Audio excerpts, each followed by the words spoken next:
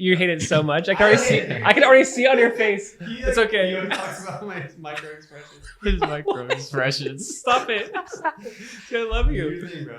My thing. Stop it. All right. Okay, here we go. Can I just get this down? There we go. Sweet.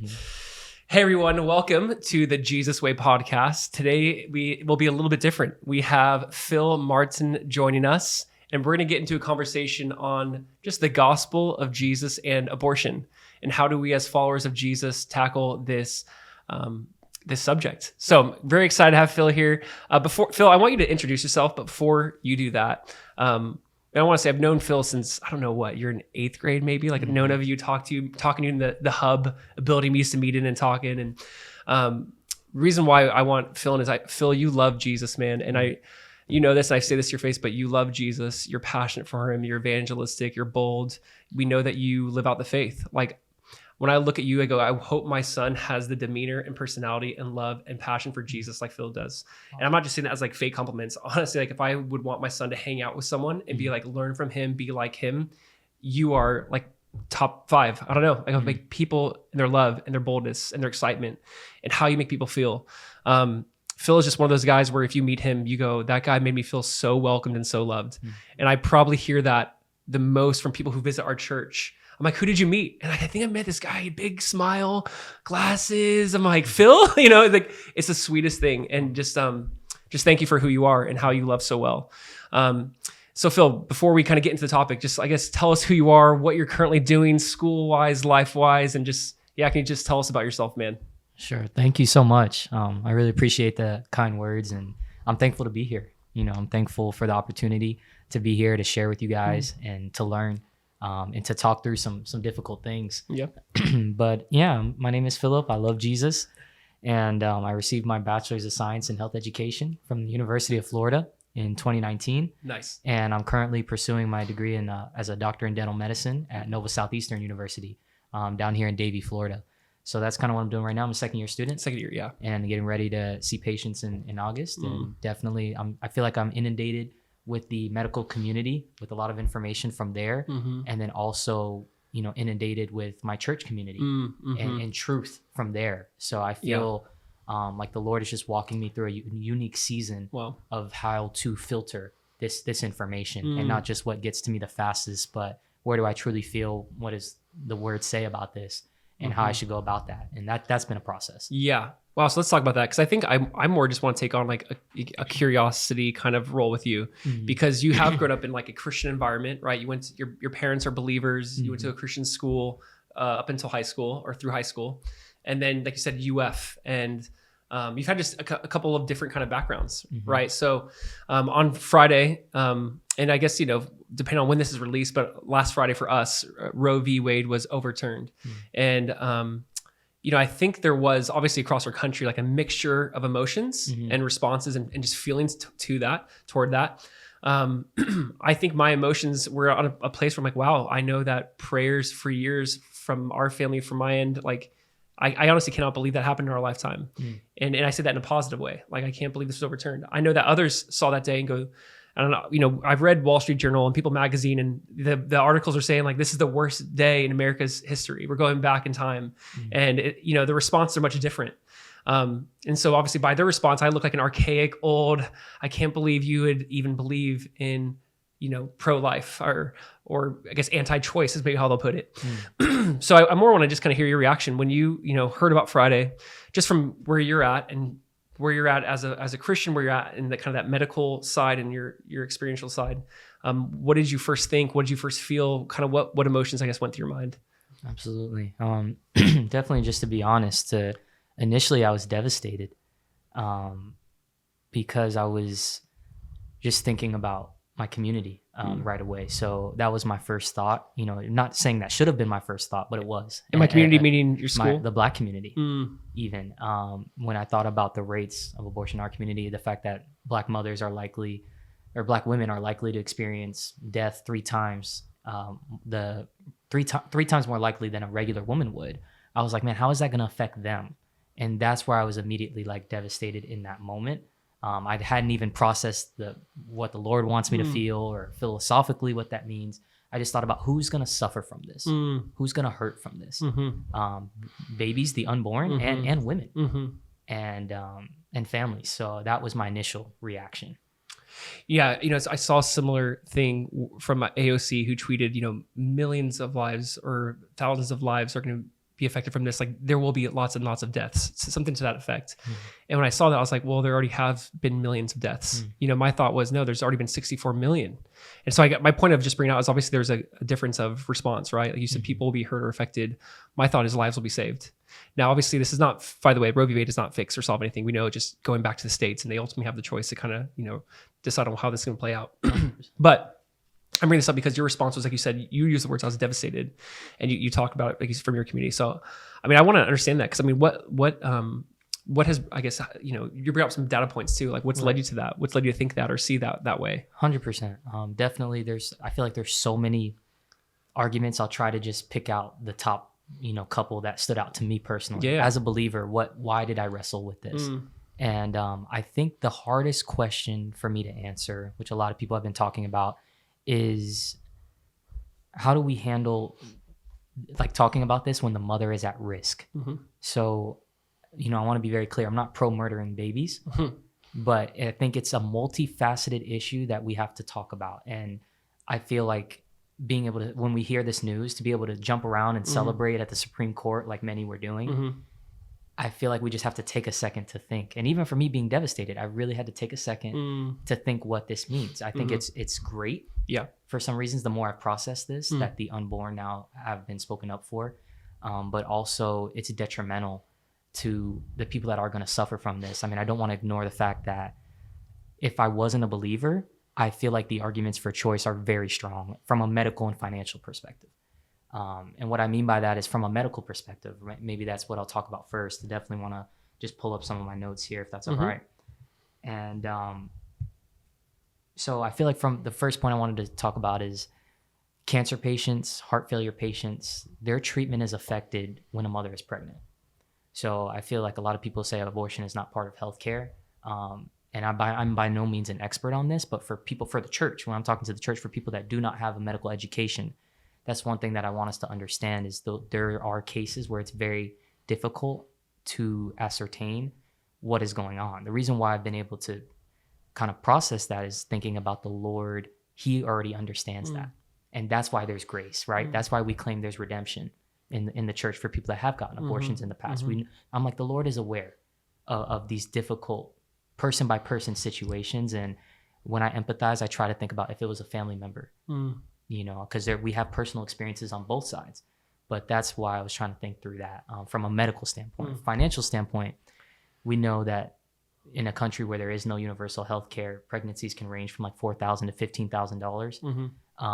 So definitely financially, that can be a setback for people. But even if churches offer to pay for that, or other organizations offer to pay for that, there still are emotional and physical repercussions that have to be accounted for. So whether that is postpartum depression, a placental rupturing, hemorrhaging, you can't get the right treatment you need. Like, for example, if you have cancer and you're getting chemotherapy, that chemotherapy is going to be affected by your pregnancy and by the baby. So it's just very important, I think, to consider some of those things. I almost want to even kind of pull back the conversation because, when we talk about this, so almost like we assume that people know what this is. Like, what is an abortion? I guess let's just describe that. Like, what is it? Because what is happening to the woman? What is happening to the baby? Right? Because I do want to get into the nuances of the financial side, how it affects certain communities, how it can affect just their whole livelihood. But I also but what is happening, right? And I'll introduce this for Brandon because Brandon's here. But it's funny. Brandon actually created a TikTok, right? That was actually pro-life TikTok. And I'm just gonna I'm not gonna talk for you. I want to boast in Brandon for a second. But Brandon made a pro-life TikTok, and the reason why I say that is I think you had 70,000 followers or something around there. I'm totally gonna be off. Something like that. He's like 120. I don't know, 200. I hit a lot of followers, but he actually got banned, and just through just pro-life conversation, and then is banned for a period of time. You got it back, and they permanently banned you, right? Yeah. Can you actually? I'd love for you to kind of speak into that, just kind of provide some context. I think that's interesting. First of all, when it comes to speech, but you were just providing hey, here's some stories, here's some arguments, here's some things to consider, and you got banned not for being aggressive, not for being hateful. Could you kind of shine some light on that, just to kind of, I guess, speak into this overall picture? Yeah, I do think that's that is more of a free speech type of a conversation, but I do think it's important in the sense that so my mission with that particular, I know he's seen some of my goofier other social media accounts, but this one was actually serious and like from the heart, and I was like making like real, arguments and examples, and I was like actually like having conversations with people across the aisle, like doing like live streams and just like hearing people, and then also like featuring women who had either had an abortion or were thinking about it or whose parents didn't have it, and just trying to like actually, once I got a following, kind of like, why am I the one? Why is this dude doing all the talking? Why don't I kind of point the light that I have collected towards some other voices and other people? So it became a cool way of kind of platforming different people's stories who otherwise would have basically had no listenership, but I would allow someone to tell their personal experience and let that speak for itself. And I just determined with that particular project to not lean on the graphic imagery that a lot of times is used. I just wanted to use stories of real people and language and just reason, just to make a case, which basically comes down to that a living human being exists in the womb with all of the rights that are given to it by God. Like that's the basic claim that I feel like everything else kind of flows from. But I feel like every time that like two people are able to agree on that premise, then all of those other conversations, which are by no means unimportant, they go a lot better. Like it becomes a lot less like divisive and hostile when you're like, okay, we can like if we can agree that there's value to the life that exists in the womb, and that like going to the biblical perspective for a second, like when David says like, you knit me and formed me in my mother's womb, or when John the Baptist and Jesus see each other, like experience each other's presence through like their moms. through their moms, like Yeah. but they have their own experience, and the Holy Spirit's involved with that, like in the womb, so.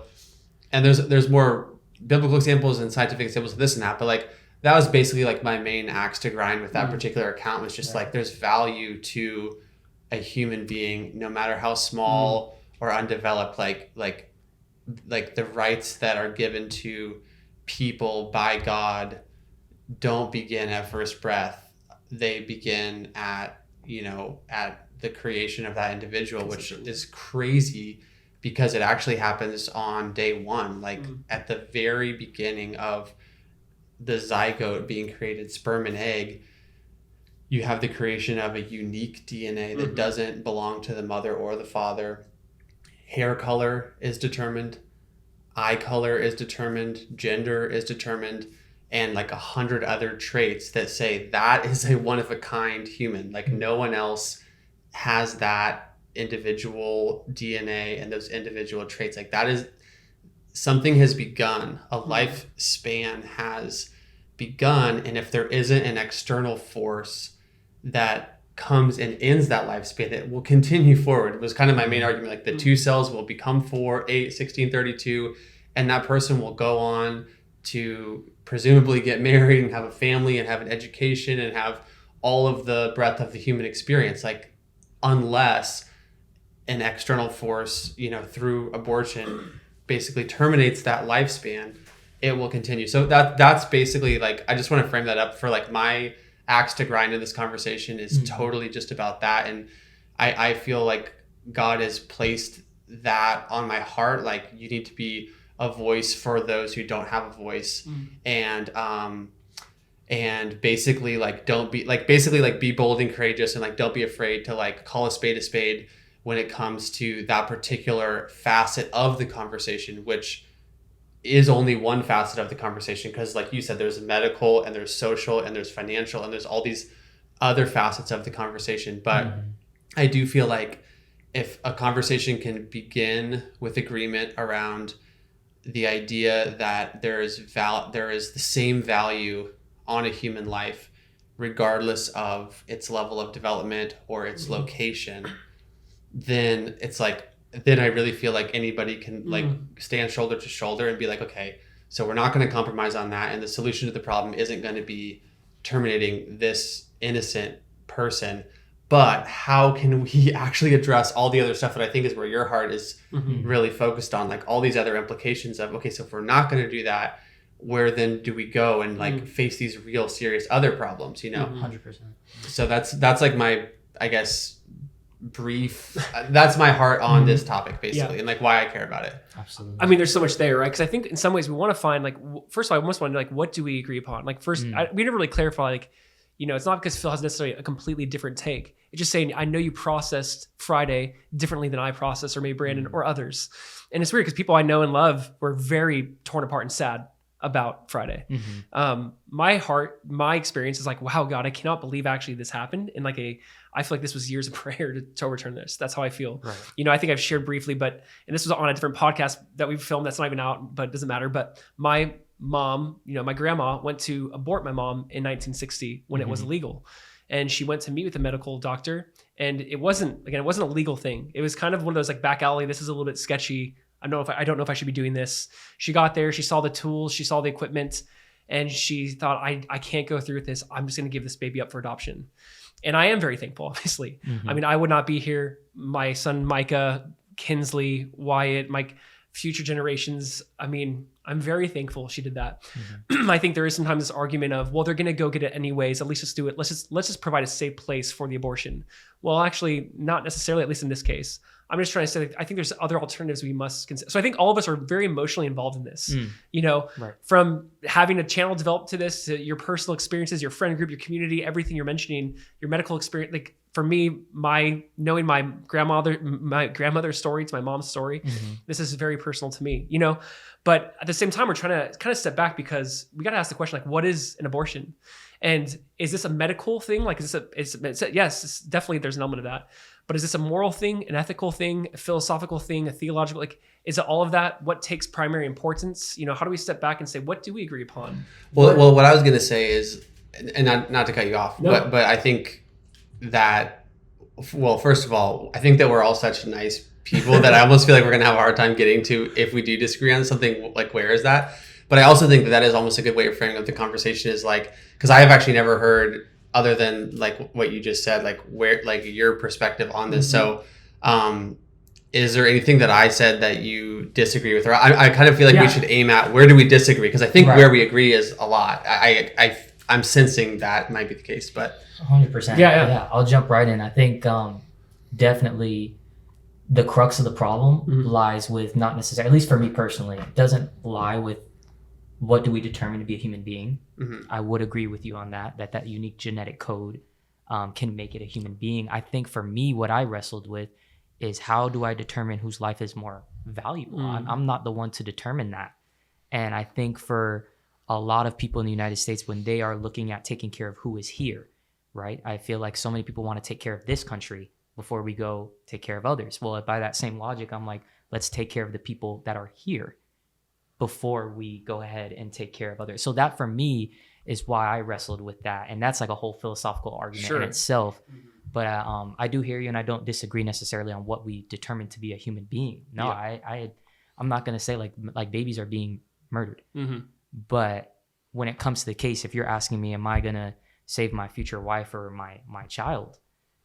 Everybody feels differently, but I'm going to save my wife in the hopes that we could create another child, even with that child being lost. And I think one last thing I'll say as well is, for me, where I disagree, or where what was hard for me to reason through, is like acting like this isn't the first time that babies have been killed. And I mean, even in the Bible, like where the firstborns were slain in Egypt, and when the plague happened, and they were wiped out if there wasn't blood on the door during Passover, like that was something that, you know, I had to really think about. And I was like, that's interesting. You know, the Lord asked Abraham to go sacrifice his son Isaac. Did Abraham have Isaac's consent or permission to do that? If babies had those rights, you know, did Isaac give his dad permission to, hey, you can go take me up on the mountain and kill me? I'm not sure. I'm genuinely like asking. So those were some of the conversations as a believer that I was like, man, this is challenging, because the Lord sacrificed his son for us. So And those are the cases that we're talking about, sacrifice, where for the mother to survive. I'm definitely not pro murdering babies just because I can't have a baby right now, or it's not convenient for me. Like, that breaks my heart. Yeah. Well, I think there's a lot assumed in those kind of theological claims, right? Like we're assuming that Jesus didn't willingly give his life, which he did. Right. No man takes my life, I lay down my life. Like, there's a lot obviously in that we could unpack. I think I want to, in what we're trying to figure out. So like, you would say life does begin at conception. Right. So that's life. Okay. I think that's very important to establish, right? Because when does life begin? I think it's interesting that in Eastern cultures, the day you're born, you're actually considered 1 year old. Like in many, many Eastern countries, you're born and you're already 1 year old, right? We don't do that here. But I think that is there value in the East? Should we consider some of the things? Because they're saying life has already been happening. You're 1 year old the day you're born. The day you turn 1 for America, they're 2. Because they're saying, hey, this is a life. Now, I think it's just worth kind of exploring some of those concepts, because there's all these little weird scenarios where if a mom, is killed by a drunk driver and she's pregnant, it's murder for 2, right? This guy killed 2 people, not 1. And I think there's certain parts of our law where we acknowledge it being 2, and there's certain parts where we don't. And then I would say it doesn't really matter what the law says, right? Just if the law says this is legal or illegal, it doesn't necessarily mean it's moral or immoral. Like, it doesn't mean that, right? So there's bigger questions we have to stand back. Whether this is legal or illegal, it doesn't matter. Like, we have to know, like, is this life and is this ending a life? Is there a heartbeat? What is abortion? Abortion is ending a heartbeat. Right. And there's other ways to define that, but I just think that is a way. There's a heartbeat, a human heartbeat that is now ended and over. And I think the idea, is it sacrificial? Or is it meant to save the mom? Like that, let's get into that. Because I don't know if abortion is for that reason. That could be a small percentage. Right. Well, I think this is great. This is a really good direction for the conversation to go, because I think that basically we're all in agreement, like, about, let's say, I think it's 97% of the time, we're basically in agreement. If you take the instance of a mother's life being at risk, plus the rape or incest situation, plus the situation where the person is a minor, and you add up all of those, but what if, and if you add up all of the but what ifs, it's less than 3%, and it might even be less than that. But to be really generous towards those situations, they constitute less than 3% of all abortions. So we basically, I think that we basically agree on 97% of the time, where it's like, and there's I want to be clear on this too. Like, there is a spectrum. Like, some of the people who I would talk to on TikTok would, and this is almost too graphic, but I do want to say this. They would hold out their fetus in their hand and squish it and put it in the trash as like a rebellious act of, I can do whatever I want, like, stay away from me. I saw another girl feed her fetus to her cat. So there's on that extreme a mentality that's so, in my opinion, just so wrong and so demonic on the extreme of that. But then I also think that, and I have never met someone who would make this argument, but if there is a person who would elevate the value of the baby in the womb above the mother, I also think that there's not any case to make that. And I would never make that case, just to be clear. I would never say it's younger, or it has younger cells, or so it's more valuable than the mother. I would never say that. I would say exactly what you said. Like, at that point, the mother and the husband should be making that decision together about if one is going to live or the other dies. It's like, are the mother and father going to choose to sacrifice her life so that the baby would live? That's an option, or no. And then you can go, like you said, and create another baby. But that's more of an actual ethical dilemma. But I want to be really clear. All humans have equal value. That's like my main mantra. Like, all humans have equal value. And so if you have a situation where 2 of any category of humans are both at risk, it's basically a 50-50 scenario. It's like an ethical dilemma. We can talk about it and philosophize about it all day long. And I think that that's an important conversation, but I just want to be like very crystal clear. I would never say that the mother is morally obligated to die so that the baby can live, because that would assume that I believe the baby's more valuable. Right. Yeah, go ahead. I do want to jump in just about, because you are correct that 97% number, I would agree with that number. Like, that's the truth from the cases of rape, incest. It is about 3% or less when that's happening. However, to that point, I did want to mention that you know, there's one thing, like in this room, we're 3 men and there's not a woman here. And a woman knows what the risk of pregnancy is. And if a woman doesn't want to walk through a detrimental process like pregnancy, where it's not guaranteed, where women are still dying in 2022 with complications from pregnancy, I don't want to sit here and be like, I don't understand that, because as a man, I haven't walked through that. You know, it's funny. I actually wanted to point that out because obviously this is a weird taboo. Here's 3 men talking about this topic, and it's a taboo for our culture because we act like this is a conversation only for women, which I really struggle with that. One, we're saying that truth is limited to a gender, which is like, is there objective truth to this? Is this life or not life? I'll just say I struggle with some of these arguments in a lot of ways. I think that's a sexist argument. I'm just saying, talking when I hear it primarily. You're assuming that there would never be a baby, obviously, without a man. There would never be. Right. I understand they're walking that process, but when men can't have a voice, I'm not saying you're saying that. I want to bring this as a talking point. Right. I really struggle with that because that sounds sexist. Also, I struggle with that because when you assume that men can't speak into it, and we live in a really weird moment where what are men? What is a woman? And we're trying to figure that out. And it's like, well, can men have uteruses? Some say yes.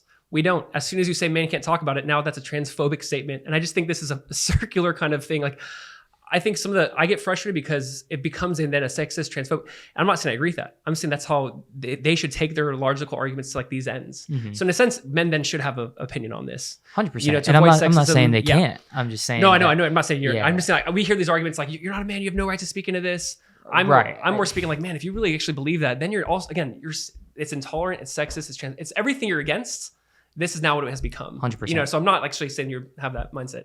And I also wanted to say, I completely acknowledge like the rebuttal, like the point that you made, and I feel like the tendency, the knee-jerk reaction of someone like on the pro-life side is always to kind of go to the data and say, yeah, that's a very small percentage of the time, and I think that doing so, even though I just didn't, I think it's important to, but I do always think that you kind of, anytime you're throwing around numbers, you run the risk of coming across very callous. Like it's just 3%, but it's like, yeah, if it's like, that's still thousands of people who actually have endured really crappy, horrible situations. And they're having to, like the point you're making, like walk through those things for 9 months. And then if they choose to give their baby up for adoption, like that's a whole other process. So like, I by no means want to diminish the difficulty, particularly in those situations, and just I don't want to wave my hand off and just say statistics like that, because I think that's a very wrong attitude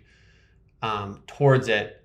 It's difficult when the exceptions are always used to argue the rule, and that's what causes me to trigger into my like left brain, right brain. That's what makes me want to go, yeah, but the data, but it's only 3%, because it's like people will kind of always throw out those but what ifs. Both sides doing that. I know, right?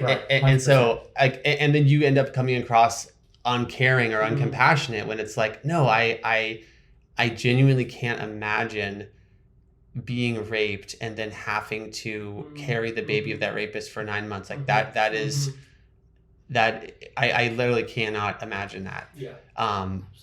And I'm sorry to like, because what you said is worth, I responded that way, not to dismiss what you said. I think it's very valuable because I think this is an ironic taboo, right? We are 3 men talking about this. And I think cultures say you have no right to do that. And I do get sometimes frustrated by that because it's like, no, we need to give everyone a voice. Right. There's a danger in just saying only half the population can speak into this, because then you're also assuming truth is only relegated to one. What if we had one people group only held truth and this other people group never could? That to me is a very slippery slope. That's all I was trying to get at. Absolutely. So when you bring that up though, I think you're right. Like obviously we're not I watched my wife walk through it 3 times and I've never felt more helpless, right? I watched my wife go through all the growing pains of pregnancy and the delivery.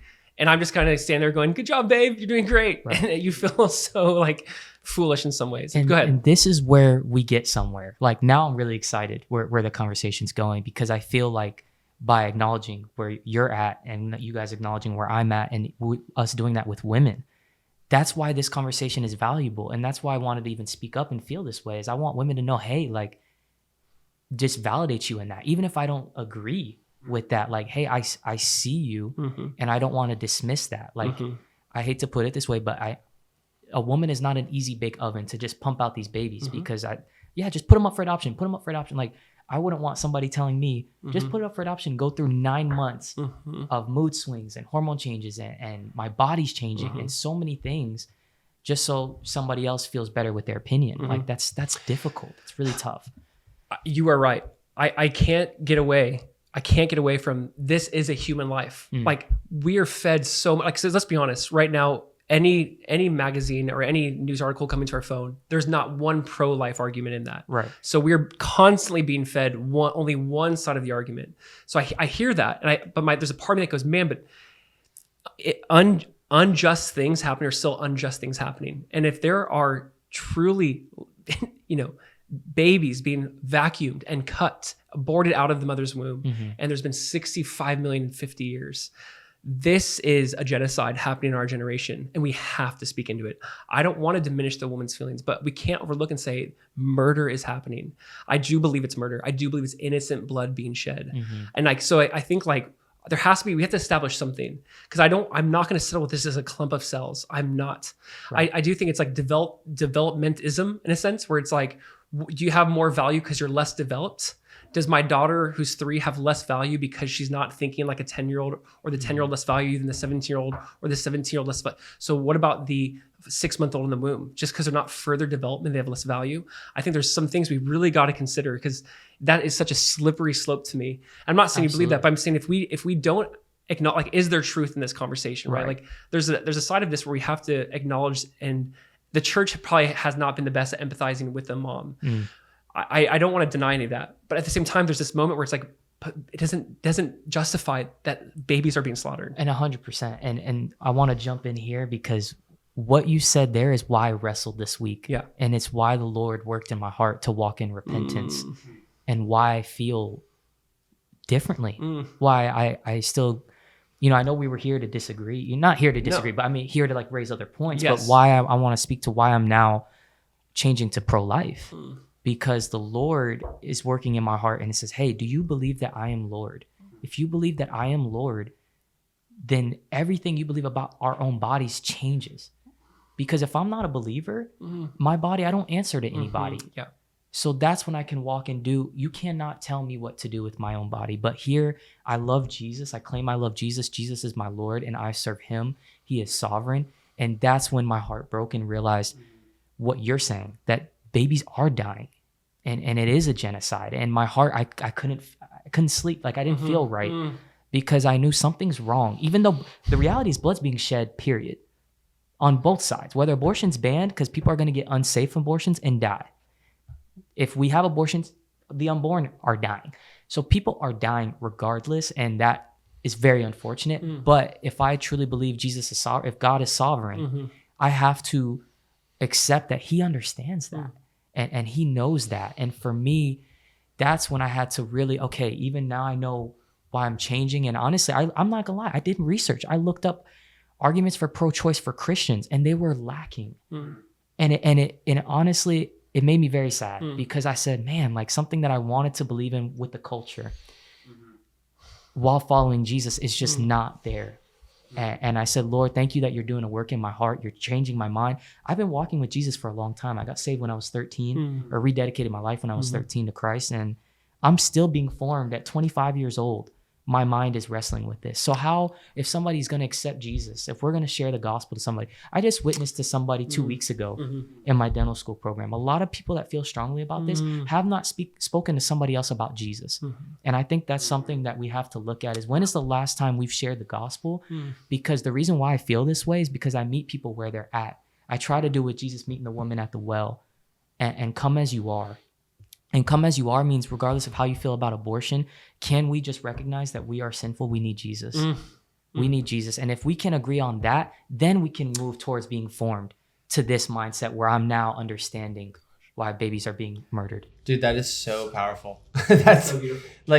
This is seriously making me realize that, like, and this is like so cliche, but like genuinely, like Jesus, the unity that comes through relationship with Jesus through his people, through the body of Christ, is literally impossible to be gotten in any other capacity. Like it's because his spirit is inside of all of us that it, like you said, like, and I'm saying this is like assuming like, oh yeah, I'm right and you're like becoming right, and that sounds arrogant, but it could be, pick any issue, but the idea is that, like, it's more like it's like Jesus is at the center of this circle, and he's pulling all people towards that truth, and you might start over there, and you might start over there, you might have started there, but we're all coming toward the center of that circle where he is, because he is the truth, and he through his spirit will like just make, you know, take us through uncomfortable processes of thought and transformation, and genuinely like what I was describing a second ago as well,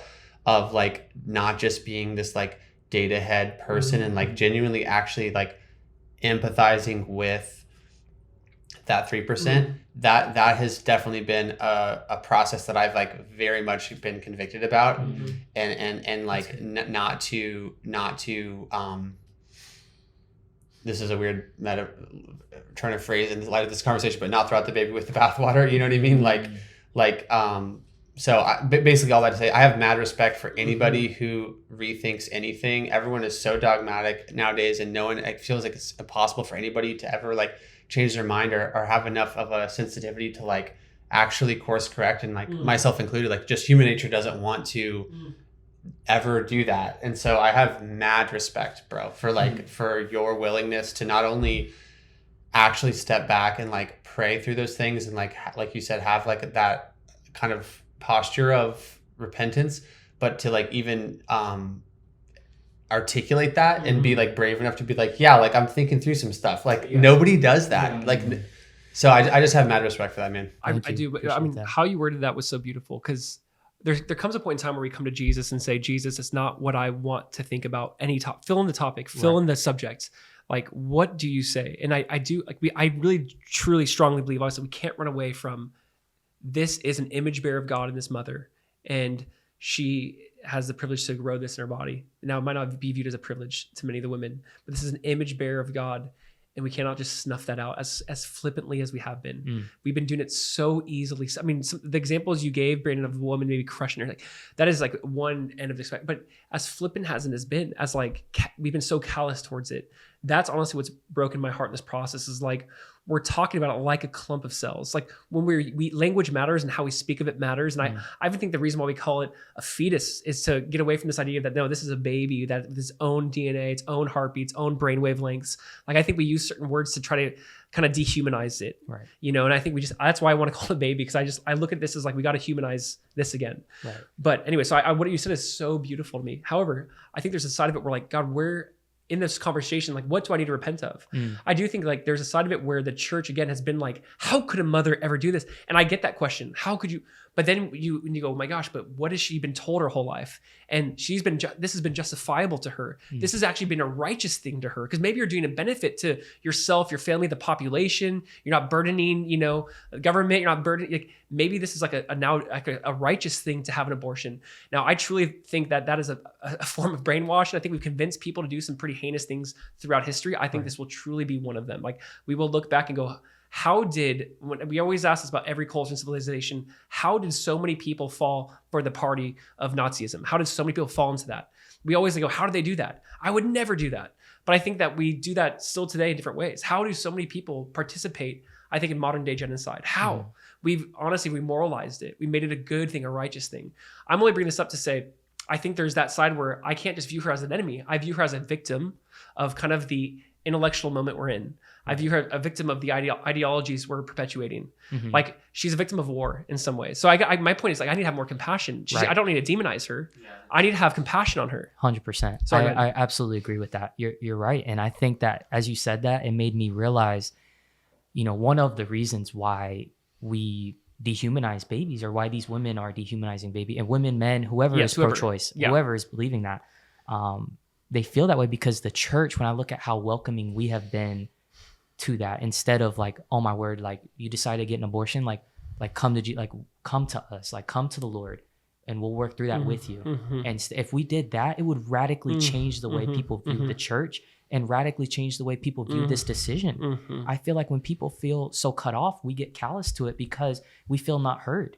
I mean, you think about when you fight with your wife or you fight with your parents, we get callous. We say hurtful things when we feel hurt or not heard. You're totally right. And that is what is happening. For so long, people that are pro-choice have not felt heard.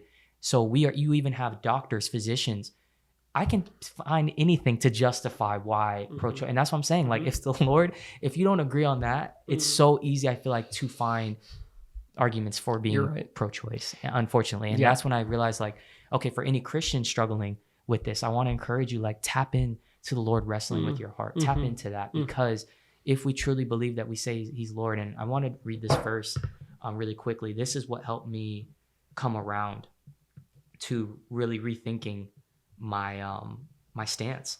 And it's Romans 10:3-4. And it says, "For they, being ignorant of God's righteousness and seeking to establish their own righteousness, have not submitted to the righteousness of God. Wow. For Christ is the end of the law for righteousness to everyone who believes." That is what made me be like, Jesus, did you just change my whole mind just now? Because reading that, I said, I only feel this way because the enemy is literally manipulating my ability to empathize. Wow. He is manipulating my ability to care for others, because the reality is this is not something that I deal with personally. My girlfriend and I are both virgins. We're not having sex until marriage because we agree that's God's way. Everything that we talked about earlier, why I said what I said, is for other people. And because I believed I was justified in that, because I was thinking of others. But then the Lord wrecked me. He said, "Is that your righteousness or my righteousness?" And I said, "Oh man, that is my righteousness, and that's wrong. That is being ignorant of God's righteousness." And that is where I agree now with what you guys are saying, where the Lord knit me together in his womb. And if I've learned anything while studying, is that the body is so complex that it points to evidence of an intelligent designer. It's just, at any moment, the fact that we are here is a miracle in itself. Childbirth is a miracle. And that is why I believe there is someone out there, God, that is creating us so we can even have minds to have this conversation. Goodness, man. I feel like we should, I almost like, when I go, you could end with that because it's so powerful, but we have so much to talk about still. But that is so beautiful. So good, man. You have thoughts. I have thoughts. I just love it, man. I just, like, I basically already said this, but I have something else I want to say, but I just think that your relationship to God is so evident in that you actually let him speak to you even when it's something that's uncomfortable, and that means that it's real, and that's epic. And it's also giving me this insight into, like, this whole conversation. It really comes down to, I think, like, a revelation of the humanity of what is in the womb, because once that piece is in place, it's like you wouldn't make nobody would make arguments if it was talking about a 2-year-old, because everyone knows that the 2-year-old, like, shouldn't be, like, you would, like, no one would ever make the arguments that are made for a 1 or 2-year-old. Right. So it's really about a revelation of the humanity. And it totally goes back to, it has to go back to God in the Bible, and that idea of like we're in his image, and the value that we have as imagers is immense. And like every person is created by God, not just as a number, but like specifically, like there's only one Phil, Josiah, and Brandon, and like the essence of us, just using us as an example here, but the essence of who we are as individuals, one of a kind humans, was created at the beginning of our lifespan. Like, that's a crazy thing. Like, so basically all that to say, like, I really feel like, and you've like really solidified this in my mind, like it's about what is humanity according to God, what value does humanity have according to God, when does humanity begin to have that value according to God, and like once those pieces are in place, it's like it really does change the conversation, in the sense that, again, you wouldn't, like, a lot of these arguments wouldn't be made about a 2, 3, or 4, or 5-year-old. And I think basically my thing is this, like, I genuinely feel like it's two different conversations. It's like, I feel like we are all agreeing on that. And then I feel like the only reason that this is such a hot button issue is, number one, if people don't want to agree on that, it creates like then a lot of like ripple effects into other conversations. But at the same time, I'm thinking, I feel like people are so resistant to conceding that point, even though I do think it's obviously true. But I think the reason that people are so resistant is because then they feel like, no, I'm also giving up all of these other things that are simultaneously pulling out my compassion, like the things that we're talking about. And I don't want to just give the cart with the horse. And if I concede the humanity, then that means that these women have to go through these horrible situations, and that means that they're going to die. And you bring out, and people, I think, feel like that, people feel a resistance to what I do think God has in the conscience is convicting people of the humanity of the baby in the womb. But I'm trying to make the point, I actually, something about what you said is giving me an insight, I think, into it makes sense why you wouldn't want to concede that point if you felt like you had to give up all of these other issues that are real. And so I think so basically conversation 1 is the humanity conversation. Right. Conversation 2 is, okay, so we can't have this get out of jail free card with these bad situations of kill the baby. Like that can't be the option.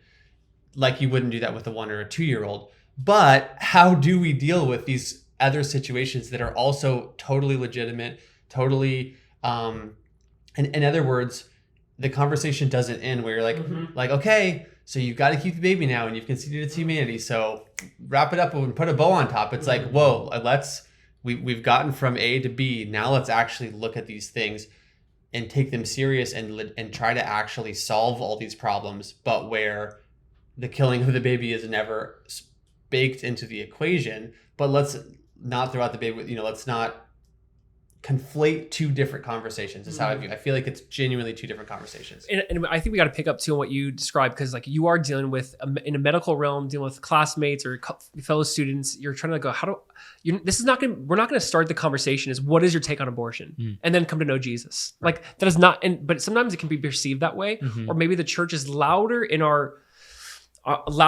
voice on these topics than louder than our voice on Jesus Christ and him crucified and resurrected and glorified. Like, meaning if we could just be like what you said, who is Jesus? Who is he? Is he Lord? Is he just another common guy? Who is he?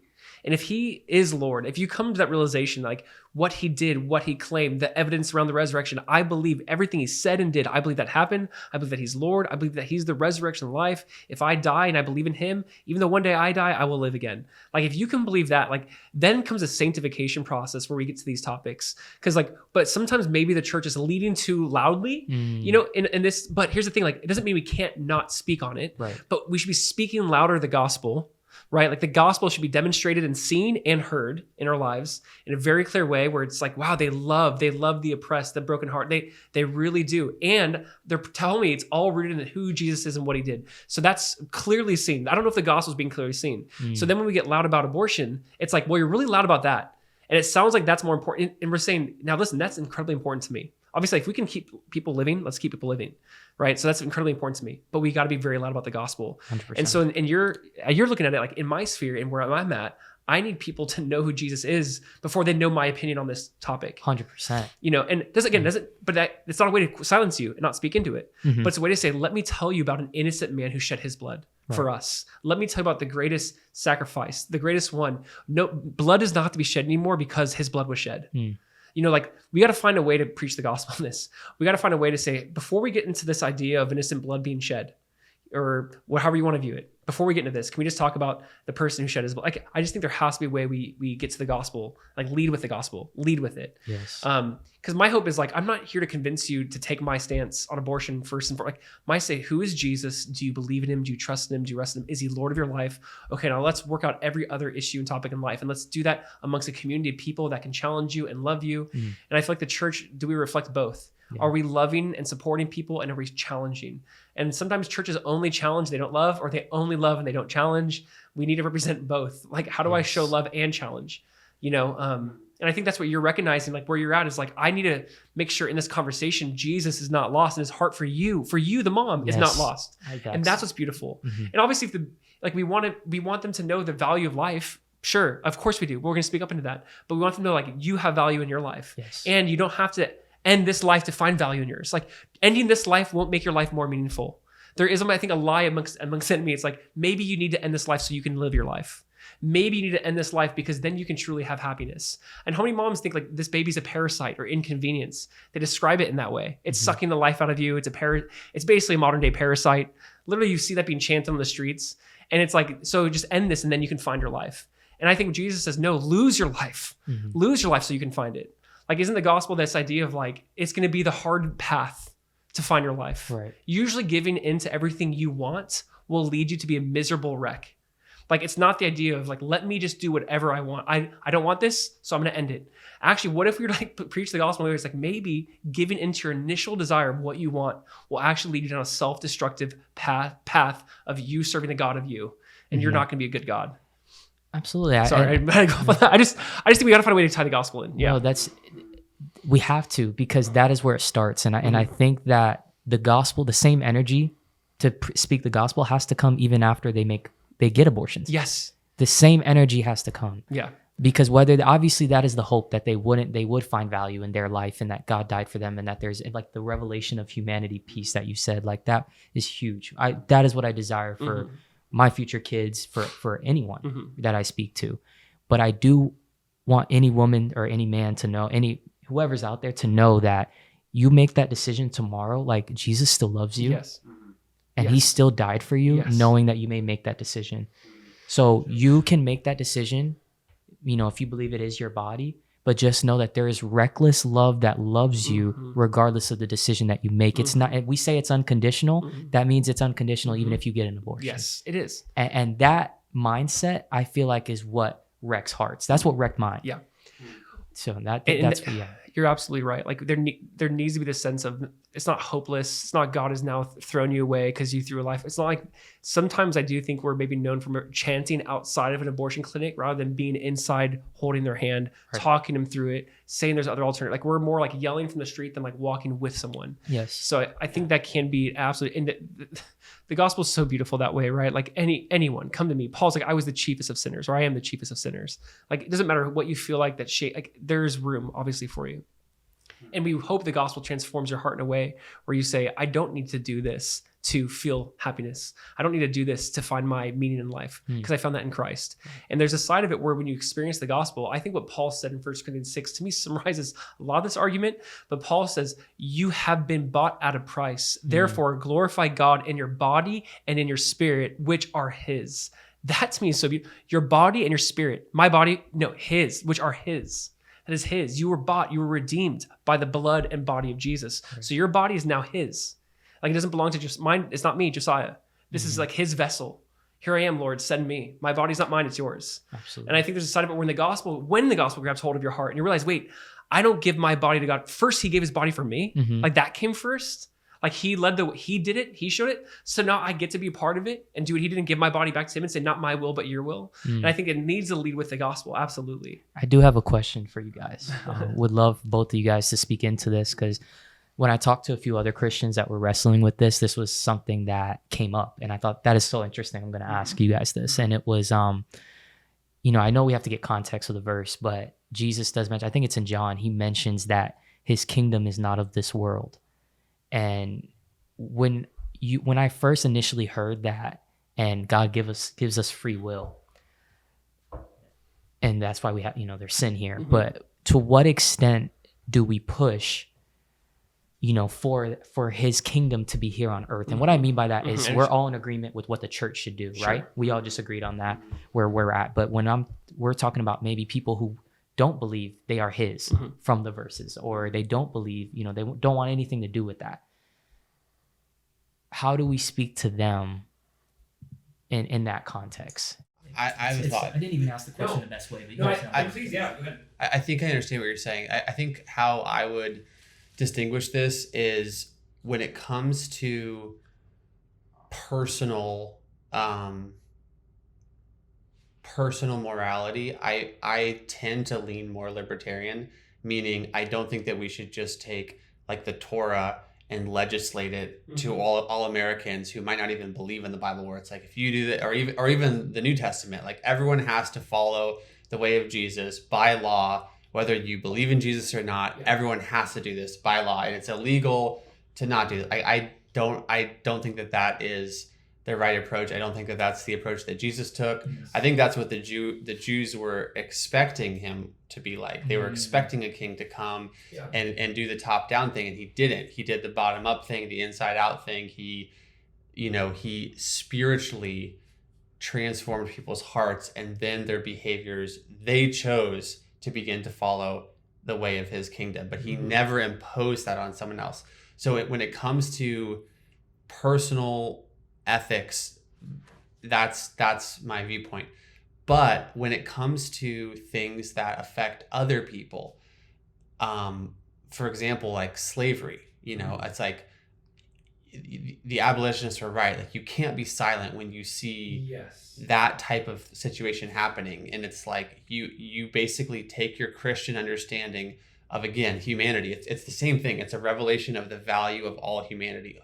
Like, God created people distinct from the rest of creation, gave his image inside of us, regardless of what category of human we are. We're his. Like, we're the only thing in the whole cosmos that he will make a bride out of, and that he will call his beloved. Like, it's like the value of humanity is crazy because it's what God has given to us. And I think that was what, the abolitionists saw. They're like, this kind of person is exactly the same as this kind of person. This is insane that we're creating a different category and dehumanizing the one to benefit the other. That is so wrong. And the reason that they knew it was wrong, the abolitionists were Christians primarily. Like, the fuel that ended the slave trade was a gospel fuel. It really was. Like, it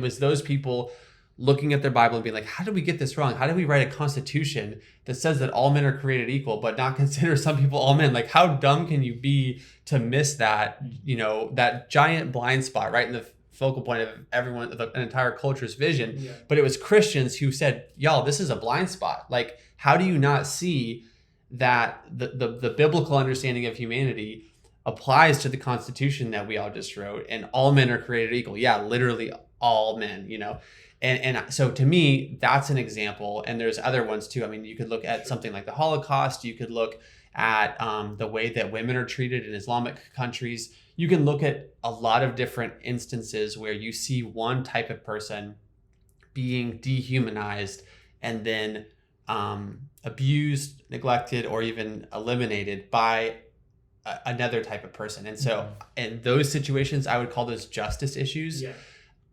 That is where I do think that we're called as Christians to really fight for justice. And it's not, again, like, my main thing is I'm just like trying to change the law and even voting a certain way. But it's like, it's an attitude that I think the prophets had. I think the apostles had. I think Jesus definitely had.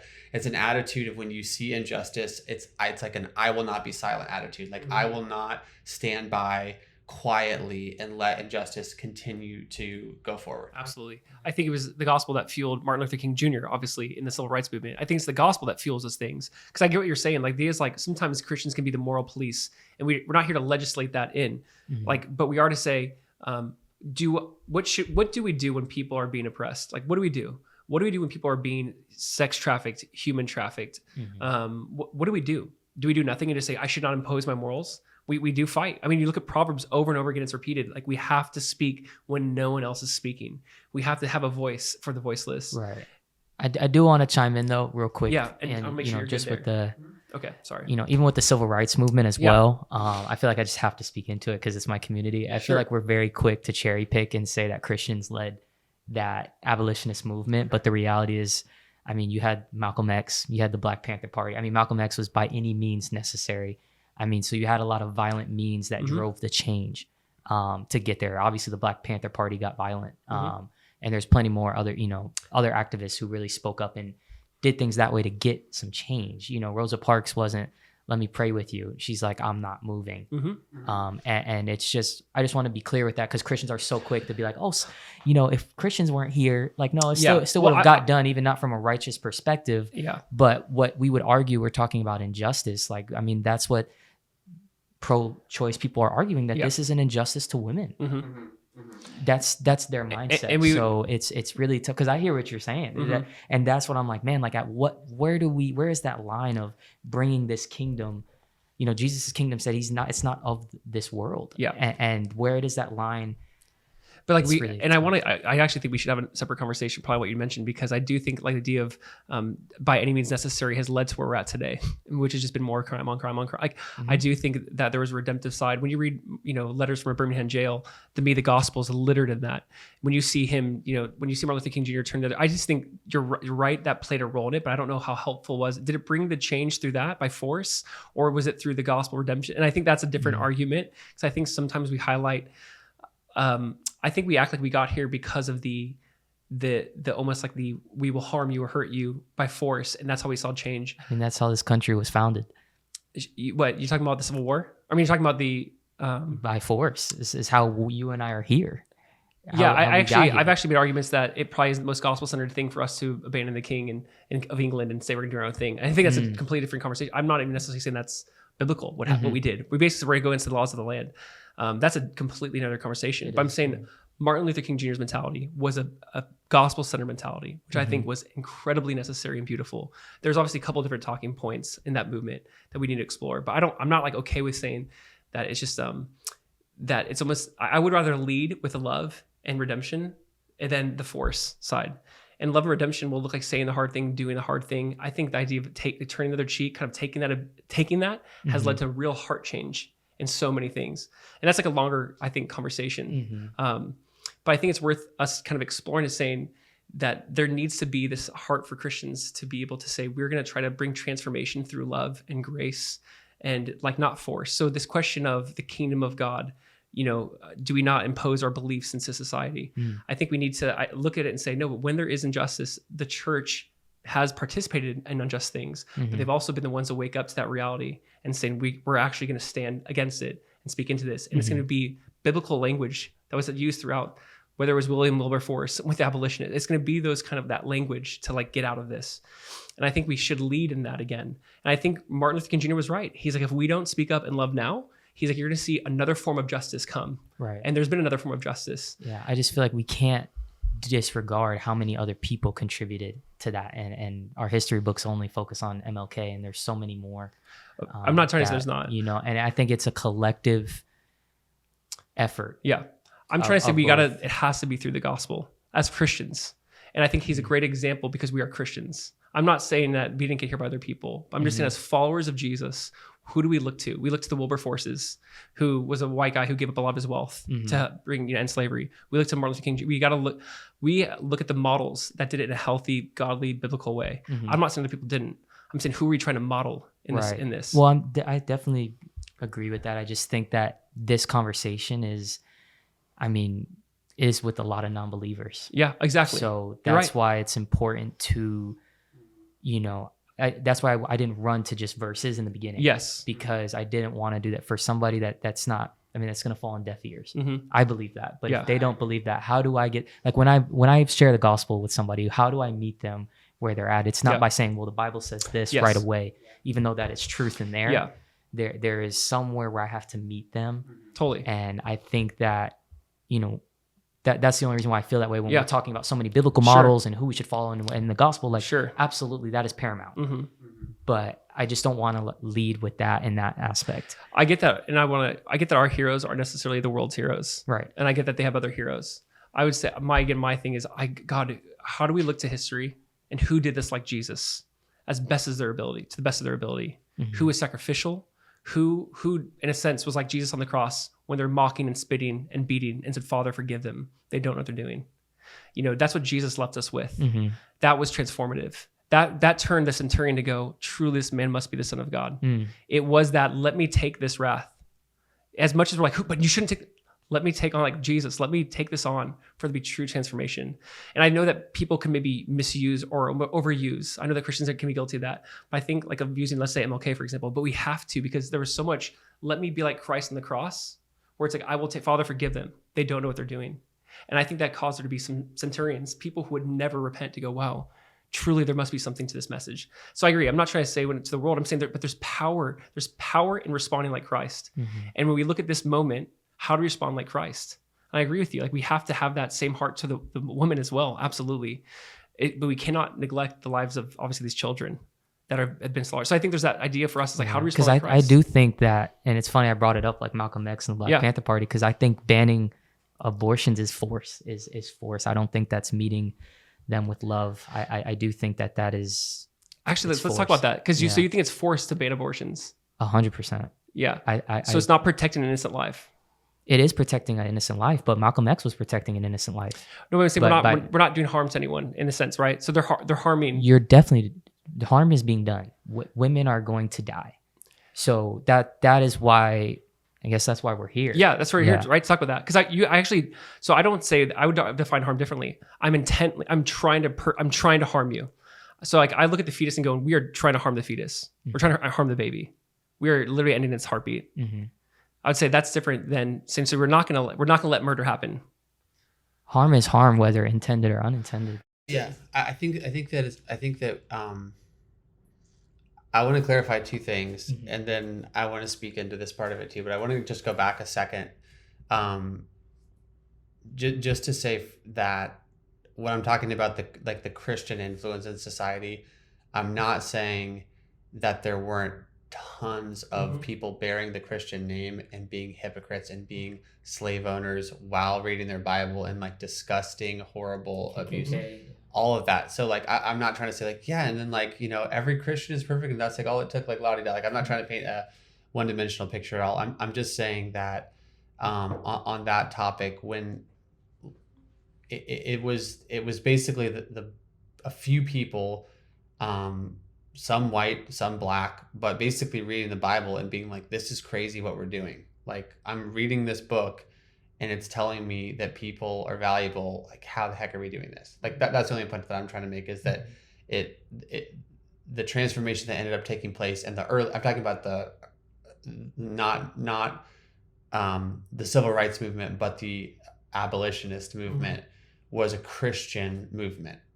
It was Christians, again, of both black and white skin, but it was Christian people that understood that something was wrong based on their reading of scripture. So that was the only point I was trying to make there. Not that there weren't also non-Christians who were. I was about to say it. Because there were, but the original, if you actually look at that, the original people that were kind of like raising the flag and being like, what the heck is going on, were pastors. There's some epic guys. I mean, anyway. So I guess I just want to say that just for the sake of being clear and hopefully unity, not saying like it was only Christians and all the non-Christians were bad and all the Christians were good. It was a lot more complicated than that, right? For sure. And then towards what you were saying about like justice and how there really are like what I was saying, like when I look at something like abortion, the justice radar like goes off really, really hard in my heart. It's like, this is wrong, like unjust. But to your point too, you're like, there are two sides to that. I think it's really important. I think that's what we need to talk about, is how can you address justice holistically without slaughtering one person on the altar of the other or back and forth, you know? I also think too, so let's talk about that, but I also want to frame it up a little bit in terms of magnitude, because for example, the year before Roe versus Wade, 39 women died of illegal abortions, and the year after Roe versus Wade, 24 died of legal abortions. So compared, like just magnitude, every human life is valuable, so that's a bad argument to make in some ways, but in another sense, I do think that it's if we're all in agreement that the elimination of a human life in the womb is bad, the magnitude of that bad is it's a high proportion greater just in terms of numbers than the amount of women. I think it's about 700 women that die of pregnancy related issues per year. I think it's something like that. It's actually, it's 20 out of every 100,000 women in the USA. Right. But they matter if we're going to talk about every life has. And that's why I said that too. It's every single life matters. But at the same time, I do think it's important to acknowledge just the magnitude. But even I don't even want to get into a riff on the magnitude thing. If that's I more want to talk about how do you do, because like you said, I agree with you on just like the justice, what am I trying to say? Like your justice radar goes off in both instances. And so that's the processing. And so how do you actually not disservice the one for the other, even putting the magnitude piece aside? But the conversation that we shouldn't have is yeah, let's kill the baby so that the mom gets justice, or yeah, screw the mom's justice and just have the baby. Like let's have a more sophisticated conversation where we don't consider doing evil. And in any scenario, we don't do something evil for the sake of justice. Let's not do that, and let's actually look seriously at both situations. And as Christians, that's where we're at. I think that what you just said, Brandon, that is huge. Because I believe, like I said, like I am switched to pro-life, but while I am pro-life, I do want to call it what it is and address both sides and try as I get, pray for wisdom and continue to work through. That's where I mean when I'm processing and I'm walking through. If you were to ask me, like, how is that not injustice that a woman doesn't have? Like, I'm like, I can't give you a faulty proof answer. And that's why I look to Jesus. And that's really tough. But I love what you said is how can we I think even acknowledging both, I think that's a win. I think that is huge. Is even in the midst of that, and even with the ban, like being okay, like dang, like we don't know what the solution is yet, and that's okay. I think that's all right. I think we just acknowledging both sides is progress. I agree. I think we need to acknowledge both sides. I think what we were trying to get into nitty gritty, and I think I'm trying to figure out how to word this. It's just to not kill the baby, right? Is that a fair statement? It's just, it's righteous, it's good, it's holy to not end the baby's life. Like we should not end the baby's life, right? I'm just asking it. Like, okay, so I think that's what I'm trying to get at is that's what's just. We don't want to end this baby's life. Now, I don't think any doctor, the whole hope for them is not to pick one or the other. It's how do we save both, right? So this idea, I think sometimes there's this misconception that the doctor's going to choose the baby over the mom. I think that truly is a misconception. Like I've seen so many stories go out there that the doctor's hands are tied and I can't do anything. I can't act. No, like they're going to act and try to save the mother. They're going to try to save both. They're going to try to save both, but they're obviously with the mother in front of her. They're going to. I just think there's like a misconception that they're going to say, "Sorry, mom, can't do anything for you." I do think that's there's a false idea about the doctor just saying, "I'm not going to help the mom." So I'm more talking from that side of it, where I think, but we have to keep this. We have to not end this baby's life. Right. I just would ask you right after that question. That question has to be asked 100%. And that's why I agree. I answered, I was like, yes, that is. It's just to not end the baby's life. 100%. Yeah. Is it just to not let a woman make her decision? Murder. Murder. Yeah. Yeah. I would say it is. I would say it's wrong to let her murder. It's wrong to let her choose or wrong to let her. So I have the choice to murder you. Because murder is our opinion. Yeah. That is what we believe as Christ followers. Murder's our opinion. But if we're talking about justice. Yeah. On a holistic scale, sure. I think that is where this argument is so strong, or what my colleagues have said is they might say, oh, well, your version of justice is through a Christian lens because my justice is being able to choose. I mean, we can agree that and I think, man, that's a good argument. That's a good argument. I really believe that. I mean, sure, we might define justice differently. There's no doubt we define justice differently, but I'm not gonna budge on the thought of it. If I have the right to murder you, I have the right. Maybe not by law, but I have the right. I'm not going to do that because it's evil. It's wrong. It's not just. I wouldn't say you have the right. I would say you have the opportunity. Of course. Not right legally speaking. But even forget about law for a second. We got to forget about law because law does not mean it's moral and immoral. But you don't have a right. I would argue is given by God. You're saying you have the capacity. I have the capacity. I have the opportunity to do it. Yeah. Right. So I have the opportunity to. We're saying, you might say you have the opportunity to murder this baby legally. We're saying, I actually want to get rid of the opportunity legally to kill this baby. I mean, that's what pro-life is. I want to get rid of the right to murder this child because I don't believe it's a right. I don't believe so. So yes, I agree in the sense of we might define justice differently, but I do not believe any mom has the right to murder her child. We might say legally. Let me to piggyback on that. Sure. Let me ask you this question. Applying the same logic of that argument, what if someone said their justice is the same but for their 1-year-old? That changes everything, though. But why? Because there's so many people that disagree on it. Goes to where do you determine what's a human? And like, there's many doctors that disagree even with what I said, what I came in here and said. And case in point, like Jewish people in the Talmud, like to them, a child is not born until 40 days after, or like 40, even after pregnancy, when it takes its first breath, that's when they consider it a child. And I wrote it down, actually. Let me clarify what I just said so it's clearer. The Talmud outlines Jewish law and states a fetus is mere water for the first 40 days of pregnancy, and it is not considered a person until its first breath outside of a patient's body. And that is an interesting take because that is a religious perspective. Yeah, That Jewish people would argue. Yeah. And I guess my point is this, though, is like, let's say what we're really getting at is what is actually the truth, right? Because the Talmud says that, but what if there was another religious sect of some weird Mormon sect or something that believed that it's actually not 40 days, but it's 400 days.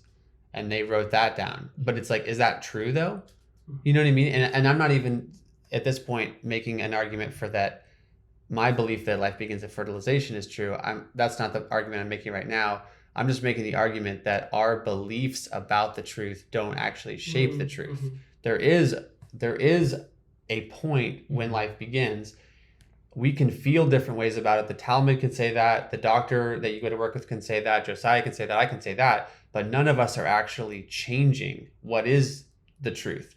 But justice is rooted not in our opinions about the truth. Justice is rooted in the truth. So something is just if it's actually protecting something in accordance with the truth. And humans are certainly also capable of perverting justice like the Marxists did, where they believed all landowners, it's just for them to be slain. Paul Potts, I mean, 1 million people who were spectacles were killed because spectacles meant that you could read, that you were literate, that you were probably wealthy. And 1 million spectacled people died under this idea of bringing about justice. Right. So my only point is that whether it's my opinion or your opinion, there does have to be, it has to be rooted in the truth. Well, and I just feel like we're missing something because all three of us believe the same truth, but that's why I'm wrestling is I'm like, man, I'm not even thinking for myself. I'm thinking for somebody else that has a different version of truth. Of course. That's where that's, in the world. Yeah, of course. Because we're all speaking from the same truth. Well, and that's what's really difficult is I'm like,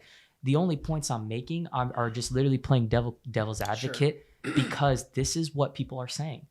They have a different version of truth. No doubt. So it's really, that's why I'm like, I know where I stand because I choose to believe. I choose to have faith. Yeah. I think because we're getting out into like epistemology and almost like, how do you know it's not an opinion anymore? And how do you know this is not a belief? And it's like, this is objective truth. And it's really hard because I really do think this is a difficult conversation. Because this is now, like, you're right. Everyone might define truth differently.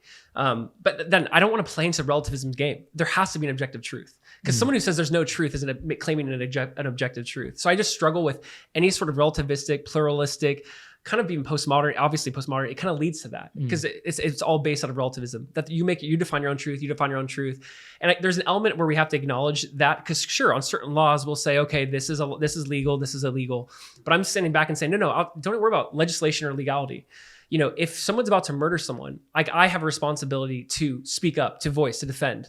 Like I have a responsibility to that. So if there was a certain people group being targeted, and there is all over the world, different points in time, there's Muslims right now in China being targeted.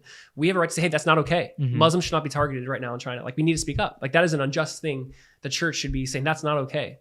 Right. So whatever people group, it'll be a new people group, new generation, maybe new age. It'll be, ageism and old people, they're not valued. It's going to play out in so many different ways.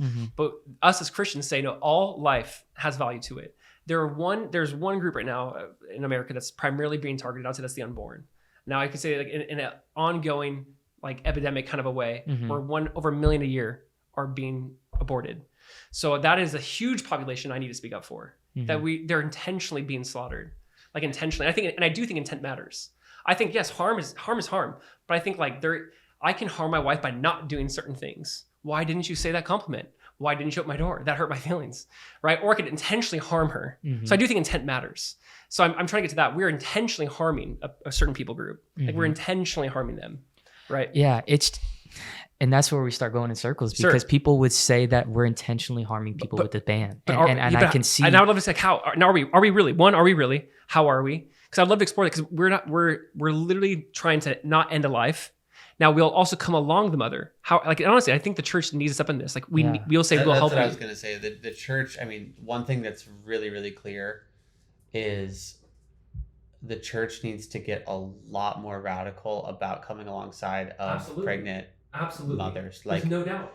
It needs to be like huge. Like it, Yes. it needs to be like literally like mission number one in light of this Roe versus Wade thing. Yeah. How can we highlight what Christ is like in light of Yes. how America is feeling right now? Right. Yes. And I think, I mean, I think that basically whether if the mother is a Christian or a non-Christian, if they believe that it's a human inside of them or not a human, none of those things change whatever it is, and how we feel about it doesn't change what it is. But like, so you can believe that you're doing something just and be wrong, but even if that is the case, that does, like what you were saying, like that does not change the Christian response to that person, Right. which is to come alongside and be like, listen, like you might think that it's just for you to do that. I don't think so much so that I will do literally everything in my power in a loving way to alleviate the weight that you're carrying. Yes. And that's it. Instead of jumping to just have it all adopted, I think that's a better response, is how can I support you in this? Yes. Instead of me determining what is right to help you. And I think that's where we get somewhere, because if people see Jesus first, then we can get to the truth. So can I ask? Then we can get to that's our objective truth. Because what you just said, I want to actually get clarity on that. Because like, how can I help you outside of not ending its life, though, right? Or do you like, are you willing to help them to even to end its life in the process? That's where I'd say no, I can't do that. I guess I'm trying to get clarity on that, because I think I will do whatever it takes to help you and keep this baby alive. I think it's both. Well, it's conditional then, What's conditional? because I'm not. No, I'll help you basically regardless. not You can- helping if you even make that decision to abort. No, because even if you abort it, I'm still gonna help you. I'll Okay. still help you. I'm not saying it's not conditional, but I'm saying I want to help you, but I want to help you keep this baby alive and help you. How can we do both? So I'm saying both. Right, but Yeah. that's not always an option. I mean, that would be a perfect world if that was the case. If we could save both. If Christians could come alongside and save both, I don't think we would be having this. And would that be? I mean, combo. I mean, we kind of just talked about that. That'd be over 99% of them, I do believe, because even you still can have the baby. I would say depending on, even if it's like this medical reason, there's still 99% of the babies out there that are being aborted that we got to help. Like we got to say, I want to keep this baby alive. Listen, I want to help the mom. I want to help the mom. I want to help the baby. I'm not saying we're not going to help you if you abort it. We'll help you after even if you abort it. But like, I want to keep this baby alive. I want to keep this baby alive, and I want to keep you, and I want to help it come alongside you. So I'm not saying it's an either or. Right. I'm just saying that for a lot of people, it's the decision. And I think that's where we're missing it. That's where I was missing it. I think that's where a lot of Christians are missing it, is they think that it's, if I have help, then I'll have the baby. And it's not, for some people, that's not even the issue. The issue is the choice for them. They want to be in control. So it's not a matter of you'll have help or support, because the church has been giving that. Sure. There's orphanages, there's churches built in Christ's name. Like the church has been giving that, and there's still people are upset. So why are they upset? But it really, don't you think that it does come down to that they haven't had the revelation of humanity? Because they wouldn't be saying that if it was if the baby was a 1-year-old. They just wouldn't be. Right. So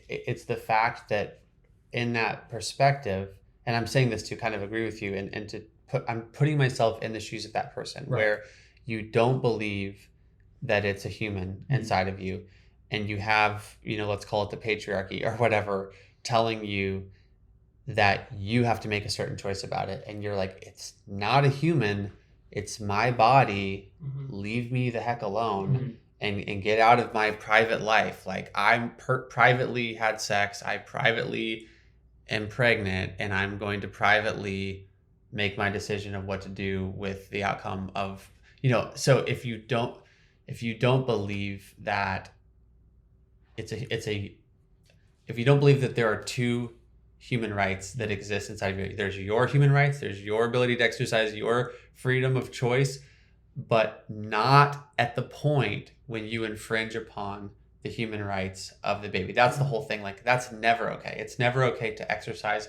my choice if all of a sudden in doing so, I'm taking away from someone else's rights. That's like fundamental law. Like, you can't, like, your individual rights end at the place where they begin to infringe upon another person's. 100%. And I agree with that statement. It's just they would disagree that that is a person and that they have the rights. So we're saying the same thing. Sure. We're on the same page. It's just, I just wanted to make sure that we understood, like with my colleagues or with anybody else, we understood where their heart is coming from. Yeah. And that, because I feel like that will help us better respond. Someone was trying to tell me that I have to do something with my pinky. I would be so upset. Oh, it's the vaccine debate. Yeah, even better. Yeah. It's that simple, right? I mean, in our church, we go to a church where, I'm a part of a church where I would say maybe 50% or more are not vaccinated, and that is their choice. And that's why the argument is so interesting, because we're saying my body, my choice. I know, that's why. Do you think it's apples to apples? I don't think it's the same. Well, my point is that it's like their body. No, but I'm saying it's not their body, right? That's my point of this. And I just think I've heard that argument. I just go, I don't know though. I don't know, because I don't think it's their body. I don't. I think that, like, I really do actually think science will catch up too on the pro-life side. Well, us three all agree that it's not the woman's body, right? Sure, and I get it. Like, right, but this conversation is for the global standpoint. Right. Sure. Because that's why if I didn't agree with you guys on that, I wouldn't be pro-life. Yeah. But I'm pro-life because I understand that my body's not my own. Mm-hmm. But I'm trying to say for people that do still believe that their body is their own. Mm-hmm. And I think that's a very interesting. It is. Some people might say it's apples to apples, but I think it's a very interesting analogy. Well, the reason why I just want to disagree is, like, yes, I get we're talking from a Christian perspective. I'm trying to say I actually think medically and philosophically they'll come up. I think over time they'll go, wow, that's not your heartbeat and that's not your brain wavelengths. That's not your DNA. And I actually think that medically they're saying this is actually not your body. Like, I don't think it's just a theological thing. I think it's primarily that, which we're all talking about. But I'd say even the idea of, like, your body, your choice, and I get that they'd come from that. I hear him here, it's my body, my choice.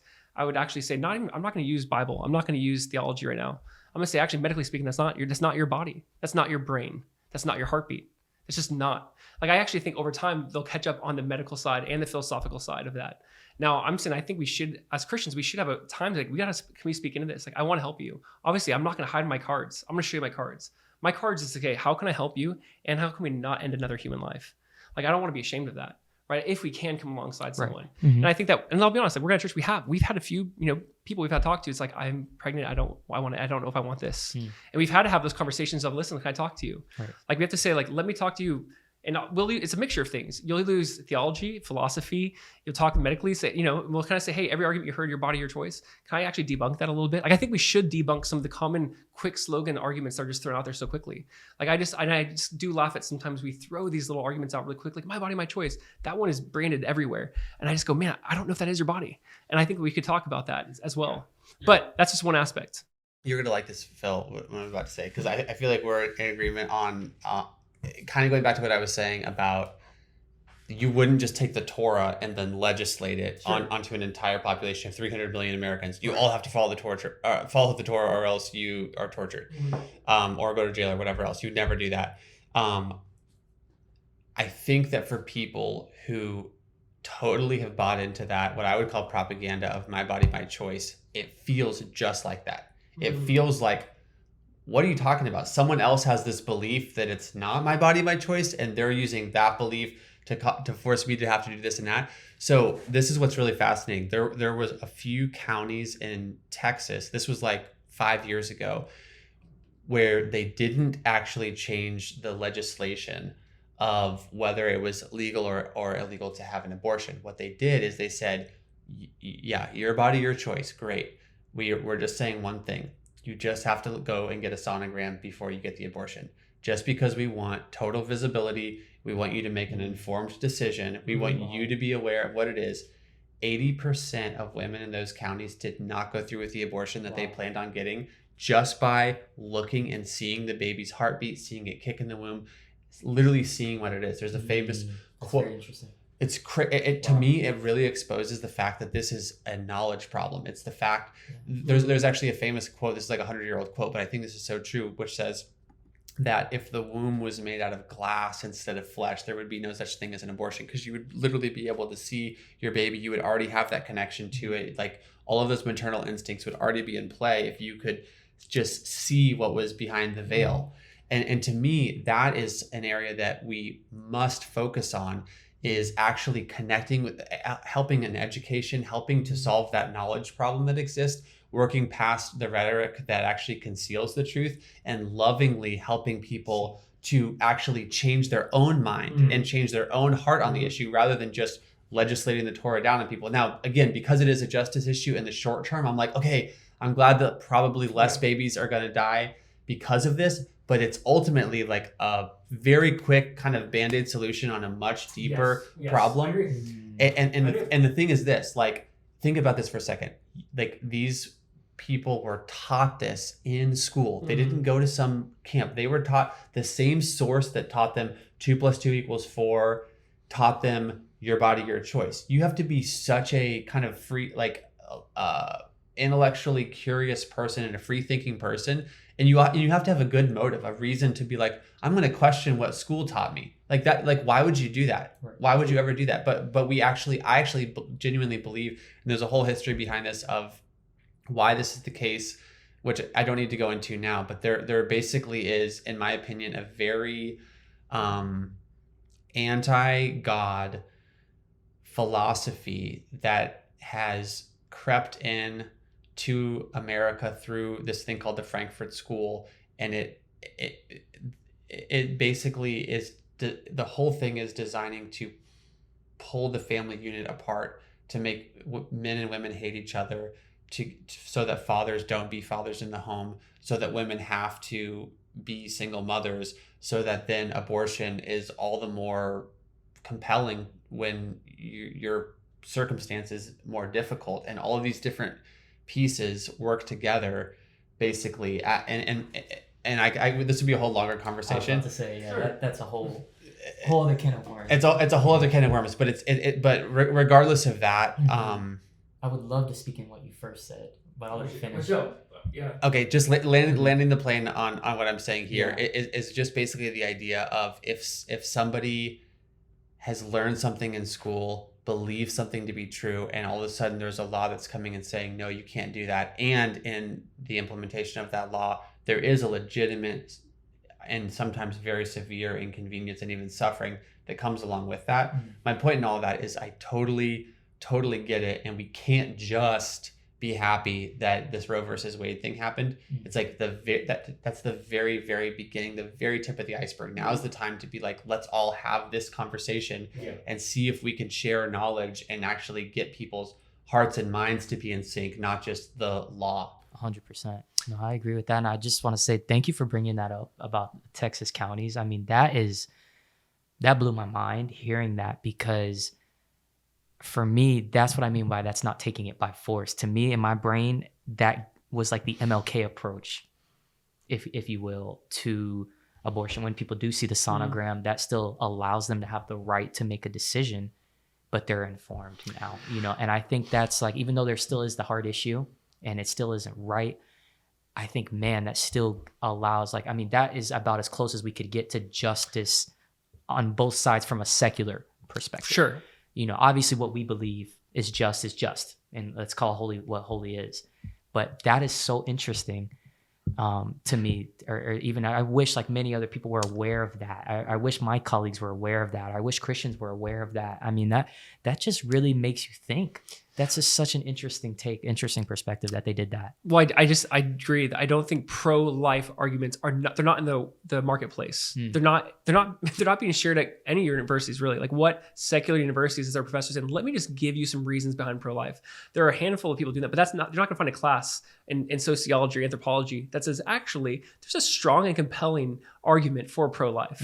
And I do think it's not just Christian based. I think that's what I'm trying to explain. I truly do think I think science is on our side. Right. Meaning, I do think if women are exposed to the heart being seen as early as 15 days, I think those things matter. I think seeing a 3D sonogram matters. I think all of those things are incredibly helpful. Yeah. I also, and this is where I land, I also gotta go, I'm thankful there's a law in our land that says not to murder. I'm thankful for that, right? And I would hope that would apply to the unborn. And I think that's why I think that laws do matter in that way. Like, obviously we might disagree on laws, and that's why we have, legislation, and that's why we have lawyers. That's why we try so hard to come around, and laws are constantly changing. But I think there's some key laws like theft, that's not going to change, hopefully, or probably. Murder, that's not going to change. But obviously our definition of murder, I think it needs to apply to the unborn. That's where I would land. Because I'd say that is ending a life. And I almost want to stop playing to people's fantasies that it's not alive. Like, I feel like for my whole life, I've had to almost agree with the world, not agree, but in some ways you're just kind of going along with this idea that that's not alive. And I want to say, like, I want to invite them to the conversation, but there's not even a conversation. That's what's interesting about it. When Brandon's getting taken off TikTok, that's really fascinating to me. And we're saying, can we have a conversation that this is alive? And they're saying, nope, you can't. We'll take away you and your followers. We'll pull down your videos. But they left up all the people who reacted to me. So if you type in my name on TikTok, you'll see thousands of other people where it begins with my video and they go, okay, Mr. Brandon, here's where you're wrong, da, da, da. And they left up all of the people that are basically like debunking me or making me look foolish, but didn't ever let me ever respond or defend myself or have that dialogue that's necessary for the growth of knowledge. So it's like, it's only all the people explaining why I'm bad without any context. So people that type in pro-life on TikTok now just see, guys, like, life begins at fertilization. Okay, so here's the problem with that. Da, da, da, da, da. And that's all that they have access to. So for whatever reason, I don't want to spiritualize it, because I want, if there's a non-Christian person listening to our dialogue here, I want to give a more secular reason than the one that's coming to my head. But for some reason, I won't even speculate on what it is. There is a censorship of the pro. I was about to say, yeah, that's what's weird. You were censored. Yeah. That's weird to me, right? Like, it's weird. I'm just saying that, why isn't the pro-life conversation being considered? Because I really don't think we just have a good argument, like, theologically. I think it's almost like, stay your lane. I think that, yes, I think we can make a great, and honestly, here's what I think people throughout history have stolen from Christianity. We all think everyone has equality. Why? Why is everyone equal? Because of Imago Dei. Like, meaning I love how people will pick and choose Bible when they want it, right? And it's like, well, I don't want this though, abortion. We're all made equal. There's no one better than the other. We should have this equality. Let's fight for equality. But why? Like, honestly, if you don't believe in the scriptures, why? Can you prove that? You can't prove that. You can't prove that one race isn't better than another if you don't have the Bible. I think you literally just hope that. You want that. I think that, like, a lot of our moral beliefs are theologically based. But also, I'd say, like, philosophically speaking, we got to, like, stand back and kind of look at this. Like, what is life? Like, we have to answer these questions as just people, Christian on Christian. And I think here's what's interesting. I think that every worldview is like, come to the table with your worldview. But right now we're in a cultural moment where, but Christians, don't bring your God into this. Well, here's the thing. It's funny. We see that, right? Like, it's almost like, keep your faith out of it. But this is my worldview. My worldview includes God. You have a worldview. Basically, it's just another form of religion. You have a form of religion. I have a worldview. I just have a worldview. And I'm told to keep mine out, or it's being kept out or censored out. Right. All I'm trying to say is, like, I think actually we have a great argument for, again, for life, medically speaking. I think we have a great argument for, what an abortion, philosophically speaking. Like, I think we can talk through these things, but it's weird. Like, then what article have you guys found this week? What article have you found on mainstream media that's like, here's some pro-life reasons. Hey, if your neighbor's pro-life, before you demonize them, consider here's why they might be. I mean, I found a good amount, and that's what helped me arrive at this decision as well, to be honest with you. And I'm mainstream. Like, I'm curious, like, was there? Yeah, it was on my For You page. For You page? Yeah, so it comes up, basically, it's an algorithm based on what you like and what you see. And it came up because I was looking up, like, pro-choice arguments for Christian. But also, believe it or not, it even had a pro-life, because just the word pro is in there, and Christian. That it also, a lot of pro-life things. And I'm like, on Instagram or TikTok or something? On Instagram, TikTok, both of them. And I was looking, I'm like, this isn't what I'm looking for. I'm looking for arguments pro-choice for Christians. But I kept seeing pro-life stuff so much that I even bookmarked some of them. And I saved it on one of my Instagrams. And there was this guy named Elvis, oddly enough, but it's an Indian man named Elvis who, he's a Christian believer, and wrote some of the arguments for pro-life. And it really got me thinking. And I have it saved. I can show it to you guys after. But I was like, but it came up on my page. So that is good, because I do, I want to say, regardless of how we feel, it's not right for you to be censored, or for anybody to be censored on that. So even if they disagree, it's... And I hear that. And I think I do see that. But I was just talking, like, People's Magazine, Wall Street Journal, New York Times. It's out there, right? Especially in the Christian community. I mean, especially if we say there's so many Christians in the United States, like, there's pro-life rhetoric going around more than you would think. Even on Twitter, especially coming from a Christian high school, you would be surprised how many DMs I received over the weekend. Really? How many messages that I got. People were very frustrated with what I had to say. Wow. Before I had switched. So I'm like, it's more mainstream than we think. Gotcha. I think we're just seeing a lot of people post that are the younger generation. Sure. But I mean, on my timeline, it's definitely filled with two dichotomies. I Gotcha. feel like if it wasn't, I wouldn't have arrived at this decision. Yeah. And I guess maybe that's just my definition of mainstream. What I mean by mainstream is like what notifications do I get to my phone? It's New York Times, it's LA Times, it's People Magazine, it's Wall Street Journal, it's Barron's Financial. And I mean, I'm more saying that in that way. Right. Like it's overwhelmed. There's not one It's in one the side, mainstream. yeah. That's all I'm trying to get at. Mhm. And the reason why I'm saying is I just think there needs to be a voice. There needs to be like people will continue to demonize both. Mhm. And I think that we're in a moment where the pro-life is the minority conversation. And I think that is not the majority. That is like a minority of voices. Yeah. And I'd say that I think that is where we need to be able to have some voices again. I mean, I think another thing, and this is a different, maybe a question for a different day, but I don't think it's as minority as much as we think because of how, when we look at the evidence of how it got overturned. I mean, some people are fighting for pro-life. Of course. Yeah. Like they're out there, I mean, to the point where, like you said, you never thought we would be here in over 50 years. So Yeah. what the media is putting out is one thing, but what people are actually... Yeah. And I would say that's breathing not is pro-life. I would different. say that's actually just how they interpret the law. I don't think it's because they're pro-life. I think it's because of the interpretation of law. Mm. But I would just say that, yeah. I mean, I could like agree, I guess I'd say, yes, there's definitely pro-life people out there. I think Yeah, I think it's 'cause over. how did we get here right now? You know, Yeah. that's, I think because some people believe it. Yeah, I think it's because of interpretation of law, more than it being pro-life. What do you mean by that? I think how we interpret, is it constitutional right? Is abortion a constitutional right? I'd say that no, we don't see that in the Constitution. So I'd say the interpretation of law led to that conclusion of saying, okay, that's why we'll overturn to the states. So it's Okay. interpretation of law versus this is I'm seeing this through my lens and I'm going to turn the law over because of how I see the world. Gotcha. I'd say, no, this actually isn't a constitutional right because nowhere is this mentioned. I don't think it's pro-life judges as much as judges who are trying just to interpret the law. I got That'd you. be my take on it. The disagreement that you guys were just having is actually interesting because it applies not just to this topic, but it really does apply to like every single topic. Yeah. And that is like people, we go onto our devices and we consume information and we don't really have a good way of assessing where that information is coming from and in the algorithm. And is it the same experience that our neighbor's having? Is it the same experience that my brother's having on the opposite end of the country? You have this illusion of objectivity that exists there, but you don't actually know who's curating it, where is it coming from. I just think it's interesting that a lot of even left arguments you'll see in a couple days now that it's been like a week, right? Yeah, You'll see responses that the right was making. So they're seeing it somehow because they're saying, oh, well, believers keep saying this or you guys keep saying this. Well, and then they provide their rebuttal. So I'm Yeah, like, that's very interesting. No, what you mean? that I'm so curious. What do you mean? Like, a lot of posts that I saw, right, were Yeah. people's opinions about abortion. Sure. Now, like today, if I were to look on Instagram, it's a lot of posts, with the cute little infographics. It's debunking some pro-life views. So I'm like, they heard the pro-life argument from somewhere to the point where they made their own graphic to make a rebuttal. And I thought that was interesting because the right is like inundated by left. So it's easy for them to make their rebuttals and say, oh, well, you guys are, but I do say that there's on both sides because I see the argument making a rebuttal to someone else's argument. So I'm like, they're seeing it from somewhere. But even that, I agree with you.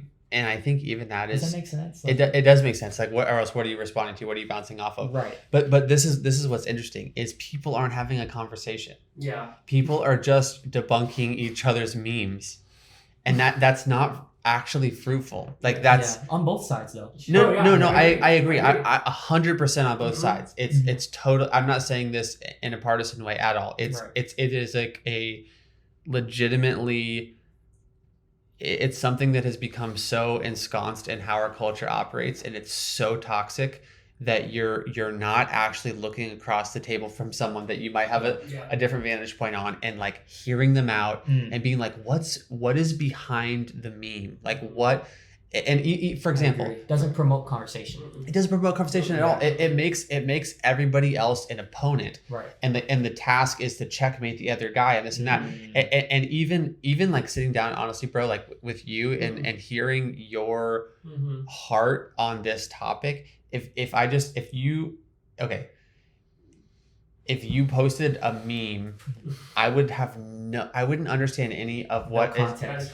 I wouldn't know what was motivating you. You would just have an idea and be like, I disagree with that idea, but I don't understand that you're trying to get at justice for these women and you're feeling compassion in this particular way and you're looking at the issue in this way. And like, I think that honestly, I think this has been like a very like cool and productive 100%. conversation. Yeah. And even just that, where it's like people like myself who are very, I feel very passionate about, you know, being pro-life, but I feel, and I'm not trying to play the victim, but I legitimately just feel, and in all of those interactions I had when I was doing the TikTok, just so misunderstood. Oh, 100%. It's like, I don't hate women. I don't want to take away women's rights. I'm not part of the patriarchy. I'm literally, I'm focusing on the protection of this baby, and all the rest of that stuff is not motivating me. It's a game changer, because I truly believe sitting here and talking to you guys, and if people from the other side were to have this conversation and see where your heart is at, then they would consider, maybe this is a life, maybe this is a human. But you're 100% right. I agree with that. From a point, like from an Instagram post, you posting that, all that's fueled is frustration. That is not. I'm not feeling heard. And I agree with you 100% that it's a game changer seeing where you're coming from, and the context of seeking justice and holiness. Like when we just hear those words, it's like a text message. It literally, that's what it is. It's a text, and it's not, there's no tone felt with it. It's awful. It's hard. Because when you tell me that here, it definitely hits different. It hits different. And it's so easy for me to jump on Twitter and agree with everybody else my age. Because we're just talking, I'm reading the text. And from what the text is being shown to me, I feel like my opinion's right. And then when there's context, when there's tone, when there's grace and how you guys are explaining this, and patience, it's like you're raising a child. When you're teaching a child and you're trying to say these things, it takes time and patience. And then they come around and they're like, man, Dad, I see what you're saying. I mean, I've been having that moment with my father so much. That's so good. Now that I'm growing, I mean, we're almost best friends now, because I'm like, so cool. I see what you're saying, Dad. It took me time to get there, but I see what you're saying. And that's what people would have. And that's the hope. That's what we pray for, is that people, even non-believers, believers, would see the truth. Yes. They would see this and be like, dang, that's what you meant. That's where you were coming from. Wow. It's from a heart of love, from God's love. Let me hear what else you have to say. Dude, and I almost want to apologize if a guy got, I don't know. My heart in this is like, I want to woo people to Jesus. First and foremost, I want you to see that Jesus is Lord. I do. Right. And then I think that this was so important though, is like, this is obviously a very important matter. I don't think this is like a secondary issue in some ways, because we are truly talking life and death. That's why I think this is such a primary issue, and where there's so much conviction on both sides. Because I think when you really do believe it's life, it's like, oh my gosh, like I got to stand up for this life. Like, dude, if there was modern day slavery in our country, it'd be like Josiah, don't try to legalize, don't try to make this illegal. Come on, man, this is their choice to have one. Like, well, no, we got to say, I'm sorry, like we got to get this into law, because I want to protect people from being caught up in that. And that's how I feel about this. Like, there's life and death. Now, I want to win people to the argument. I want people to make that decision themselves. I don't want to force that. But at the same time, if we have an opportunity to say, you know what, there could maybe be a law in certain places to actually keep people from dying, I'm for that. And other people might not be. Sorry, go ahead. I would say 100%. The first part about that is, I think, just not necessarily agreeing, but just validating somebody. And the reason why I say that is because that's why my father and I don't fight as much anymore, is because our conversations are just that. Conversations, validating what he has said, and then me speaking, instead of just having these rebuttals. So you're 100% right. Like that, you have to stand up for that. But, you know, my only recommendation would be ease into that. Like, just like we did tonight. Like you got there, just not initially. Sure. And I think that's what I'm taking away from this conversation. Is truth is truth. But how am I getting there? Because do we want our truth to be heard? It's not going to be heard if it's out the gate, shut down. And I care about the truth so much that I'm willing to be patient, validate you, because this is how we change people's minds. This is how my mind was changed. So that's the perspective that I have with somebody else. Is not somebody berating me. It doesn't work that way. Oh, dude. Because then I don't feel heard. And I'm in shutdown mode. And a calm mind is a clear mind. You're right. We're so calm here, having these conversations, validating each other's points, because we're so calm. Versus if I was with Brandon on media, we'd be at each other's necks right now, because there's nothing calm about that. Sure. I feel that message and I got worked up. Wow. See, and here I'm so calm with you. I have my tea. No, but right. I need to hear that, man, because Tea actually has calming ingredients. That's why this conversation is good. I drug your brother. Yeah, exactly. Yeah. Yeah. It's just mint. Dude, I appreciate that, but I gotta say yes, I agree. It's so weird. It's so weird because I do feel like it's a dance, right? I feel like there's a side where it's like, what foot do I lead with right now? Yes. Because that I really do feel like so much as Christians, it's like, do I lead with truth or love? And you want to do both, Right. But let's be honest. When you dance, one foot has to go forward sometimes, and you might lead with the wrong foot. I feel like at times you go, Right. oh, I left the wrong foot, and it's hard. You already stepped on their toes at that point. Right. It might be hard, but I do feel like this is a dance. You got a bunny hop, bro. Truth and love. Yeah, exactly. Because it really is hard. Like, and there's that side of me where it's like, listen, there's a side of me at the end of the day, and I'm just like, after everything's said and done, Jesus said, blessed are those who are not offended because of me. There's a side of it where the gospel is going to be offensive. Right. Like the gospel will offend. And I think the idea of calling people out of darkness into light, there's a sense, we can't forget, it's not just Jesus died for yours again, but he also says repent, right? Like the first word in Jesus' ministry was repent. The kingdom of God is at hand. Yeah. Like the first word was repent. And all I'm trying to say is like, I guess the church maybe has led with repent, and maybe it's kind of like, hey guys, can you be loving? And I think like, yeah, we got to learn from that. 100%. Because, and I see what you're saying, because like I can't appreciate the fullness of the gospel until I understand my sin, right? The weight of my sin, 100%. But I can't lie and say that what led me to repentance this week was love. Because I knew, Lord, you're not going to feel you're not going to withhold blessings from me, even if I don't feel this way. You love me enough to give me the freedom to make this decision. And that is why I choose to follow you. That is why I choose to love you. And that's why I chose to be pro-life now, because of the love. That's so crazy. That's awesome. So that, you're right. Repentance has to happen. And you're right, because it's the goodness of God that leads us through. So you're right. Yes. I'm not, you're absolutely right. I guess, and I'm not trying to say there's not even a but. You're absolutely right. I just look at this as like, if someone walks away and hates my guts because I believe it's murder. If someone says, you're an idiot, you're foolish, you're immature, you're naive, and because I can't believe you still think this is murder. It's like, I almost like, not that I don't care. Like I want to win them to Christ, obviously. But like, I can't shy away from ultimately you that can't conviction. be ashamed of the gospel. I can't be ashamed. And I also just like the convictions. I think that's where it's so weird as Christians. Like we want to be loving, but then the attempt to be loving, we lose conviction. Right. And I cannot lose conviction for this one. Like 100%. This to me is one where like, I can't, just like if someone was truly intentionally misharming the mother or doing whatever it could be, I'd be like, this is not okay. Right. Like your intent is to harm them. That is not okay. And there has to be a side where for me, like the conviction can't wane. And I was talking to a Christian about this today, and it was just so funny. Her perspective was, I believe that, life happens at conception. However, I don't know why I was so slow to celebrate what happened. I don't know and she went to UF, but I'm saying she went to secular college, and her point was, it's weird that like, why can't I celebrate this? And God is saying, and she felt like she was like, God is saying, you need to celebrate this. However, like the reason maybe you're hesitant is either two things: you're compassionate towards people, or you've embraced too much of the world's ideologies. And it's almost that idea of like, have I embraced a little too much? For instance, speaking from my past professors' comments are ringing through my head that this is going to hurt women or harm their rights. And she's like, I think that maybe I'm blending a mixture of the world's ideologies with the gospel's ideologies. And I'm not, and all I'm trying to, sorry, go ahead. No, I would just say that's a great point. I would say I definitely think it would be more of the compassion. Sure. That it could be used. But the reason why I say that is because our professors are not, like, we're learning. We're not talking about these things. Like we're not winning debates when we go to secular colleges. Like that's not. Yes. People think like my ideology or even why I was the other way is because of people.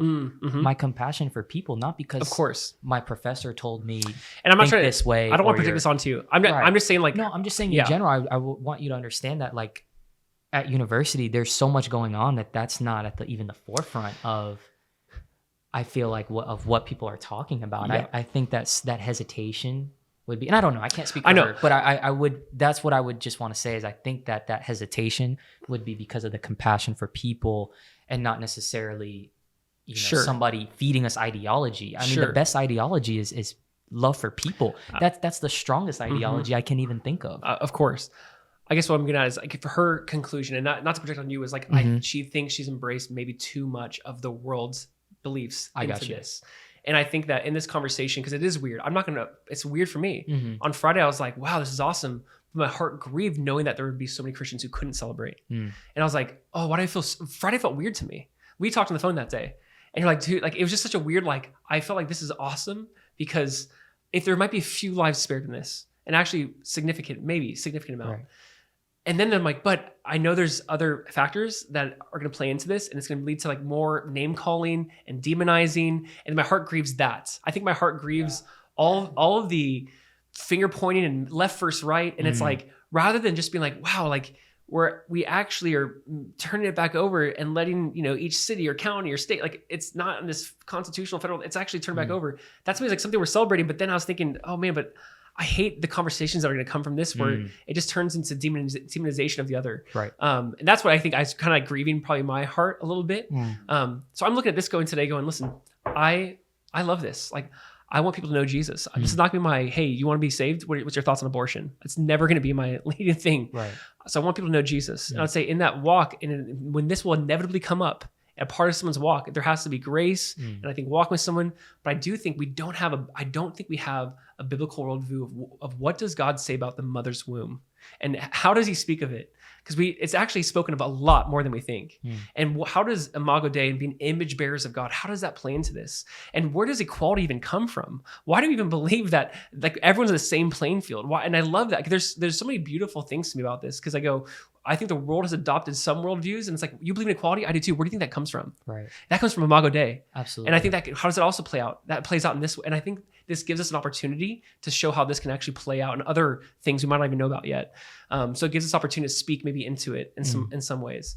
And then obviously it gets nuanced. And I want to be able to lovingly walk through that, but still say like, I can't be ashamed of saying, I still want this life to end. Like I can't hide from that. Here's another point too, just to try to land the plane. But I do think that how do I say this? People's beliefs inform their decisions is the bottom line. And if people's hearts and minds are not changed on this topic, their decisions will not change. And just putting a legal parameter over top of unchanged hearts and unchanged minds is only going to feed the fire of resentment, and it's only going to, in a lot of ways, just have negative compounding effects. But if conversations like this, and there needs to be so many more, can happen, where it's like, forget about anything other than let's talk about the truth, let's like work through this conversation, like listen to each other, like figure out what are the obstacles. And if you can help someone to recognize that humanity is valuable, even if it's small and located, inside of another person, that's going to inform that person's decisions. But they're going to be the one riding that vehicle. Like it's going to be their choice. They're going to have the dignity to make an informed choice, to make a right choice. It's not going to be, I hate this, and like the patriarchy is taking all this away from me. It's going to be like, hey, I keep saying this phrase, but like I've had a revelation of humanity, and that's going to impact my decisions, not just after I'm pregnant, but might even affect my decisions of how did I get pregnant. It might have ripple effects in a lot of different areas of that person's life in a good way. So I really do feel like the conversation is so important. The listening part is so important, because how is anyone ever going to hear you unless you've listened to them better first? Come on. That's good, Brian. I mean, I would love to hear what is our closing thoughts on this? How do we, it's like, Phil, where's the Lord doing in your heart right now? Or what's your closing thoughts on this? Man, I feel like this was special. I feel like I learned even more. Not only about the argument, about the Lord's character tonight, and how conversation should go. Like we said earlier, not even about just this topic, about any topic, any lens that is up for discussion. Sure. And her interpretation of scripture. If my heart is in the right place, if my posture is in the right place, that's where we get to where the Lord wants us to be. And that's where I walk away, from this conversation, is loving people in a way where truth can be felt. That is my goal. Yeah, if I could sum up my last thoughts, it would be loving people in a way where truth can be heard, and however that looks like for different people. I'm humbled by that. Like, I'm humbled by your analogy with your dad and some of those things, because it's so true. it's weird how I can talk to, or like talk with and be heard throughout it.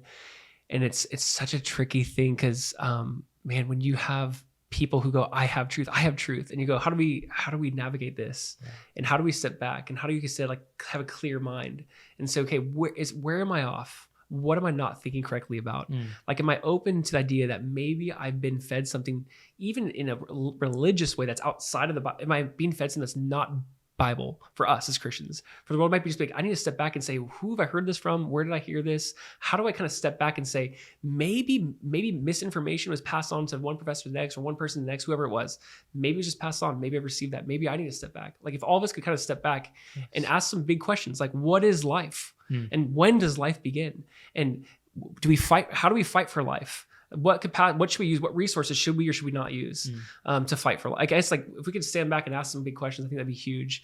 And I would love to, again, lead with the gospel, but eventually this conversation will come up, and I don't want to shy, but I do want to figure out how to navigate through love and grace and tact, but also be like, but you got to know where I land. And I think why I land here is for just a big, beautiful reason, because your life has meaning. Hey, woman, your life has meaning. Because when you were in your mom's womb, your life had meaning. And if I could show her a bigger picture of, like, you've always had this meaning, like, you are fearfully and wonderfully made. Like, in the womb, God called you out by name. And if I could show that woman who's going, but it's my body, my womb, I'm like, you're right. And when you were in your mom's womb, God knew your name, and God knew the breath you'd breathe, and God knew you'd say these things right now, and let her see and feel like you had value. You have value today. Yeah. You have value tomorrow if you make a different decision. You had value in the womb as well. And if I don't, my point is, like, how can I find meaning in that? Starting with that. Yeah. That's it. Because what am I going to tell you? Oh, I don't believe I have meaning. Like that. Or you tell me I'm valuable. Right? We laugh at, like, yeah. To me, if you were telling me that and I was a non-believer, I don't know. If you started with that, I don't know how I would respond. Because how am I going to be mad that you're telling me my life has value and purpose? Yes. And can I tell you, if there is no God, do you, like, where does meaning come? Is there such a thing as meaning? Do we make up meaning? God himself gives us this idea of meaning. Yeah. And I just think it just goes, and you have it today, you'll have it tomorrow, no matter what you do. And you had it in the womb. And know that and here's how much you had it in the womb. Here's what it says about that. Because I think we need to, it's like, you've had meaning since the day you were conceived. God knew you before the sperm met the egg. God knew you before that. Like, and there's meaning at that moment, before that moment even. I think that's such a necessary thing. It's a game changer. I'm just saying, like, dude, thank you. Just take the time to talk to us, to navigate this. I know it's not easier said than done of, like, okay, I went from this to this. I don't think it's just that simple. Like, I know there's this, dude, there is a constant sanctification thing in my heart, because there's so many things I say, but God, it'd be so much easier if you just did it how I want you to do it. Right. And there's this constant, like, you want to find your life, lose it. I just feel like you displayed that so well of, like, you want to find it, lose it. And I think it's a great reminder to me. Like, I never want to get to this place where I'm not having this, like, okay, Lord, I want to lose my life. So I can find it. Like, I want to give up Josiah and Josiah's natural heart bents to what is your heart bent towards. So just, you display that, and that's beautiful. And I want to continue to, and my hope is to, like, continue to learn from that. So thank you for doing that, man. It's just beautiful. It's sweet. Thank you guys for having me here. And I hope that this pointed to why I really love Jesus, because I worked through stuff like this. People ask, like, when you go to college, how did you lose your faith? I'm like, my faith got stronger because I questioned it. And I said, do I really believe this? Not because I grew up in it. Like, no, I'm like, no, there's evidence here. And that's a whole apologetics class. But I'm like, no, there's evidence here. And I really believe it. I said, now I was believing in faith, but I was like, no, now I can't unbelieve it. I can't not go without it. And there's power in that. So for, anybody out there, just don't be afraid to ask questions. And because you'll be surprised what you find. You'll be very surprised what you find. I wanted to ask some questions about this, and my stance completely changed. So keep asking questions, keep learning. That's sweet. My closing remarks will be, if anyone's listening to this, if anyone's still listening to this, who also read one of my Facebook posts recently, I apologize. Not in that I disagree with anything that I said, but Phil, you helped me to see a little bit of a different approach that needs to be taken here. And I realize I'm convicted right now of, I basically was gloating. And it's like, you can gloat and speak the truth and that, but like that's not a good attitude to have, and it's not compassionate. basically toward the other way that people are even feeling about it, whether rightly or wrongly or whatever. Like those are all different points, but like there's a whole swath of people that are like very sensitive, and I think to gloat is not Christ-like in a moment like that. So you helped me to see that, bro. That's really big. Yeah. Sweet. That's it. Thanks for listening for this 2.5 hours. Yeah. Yep.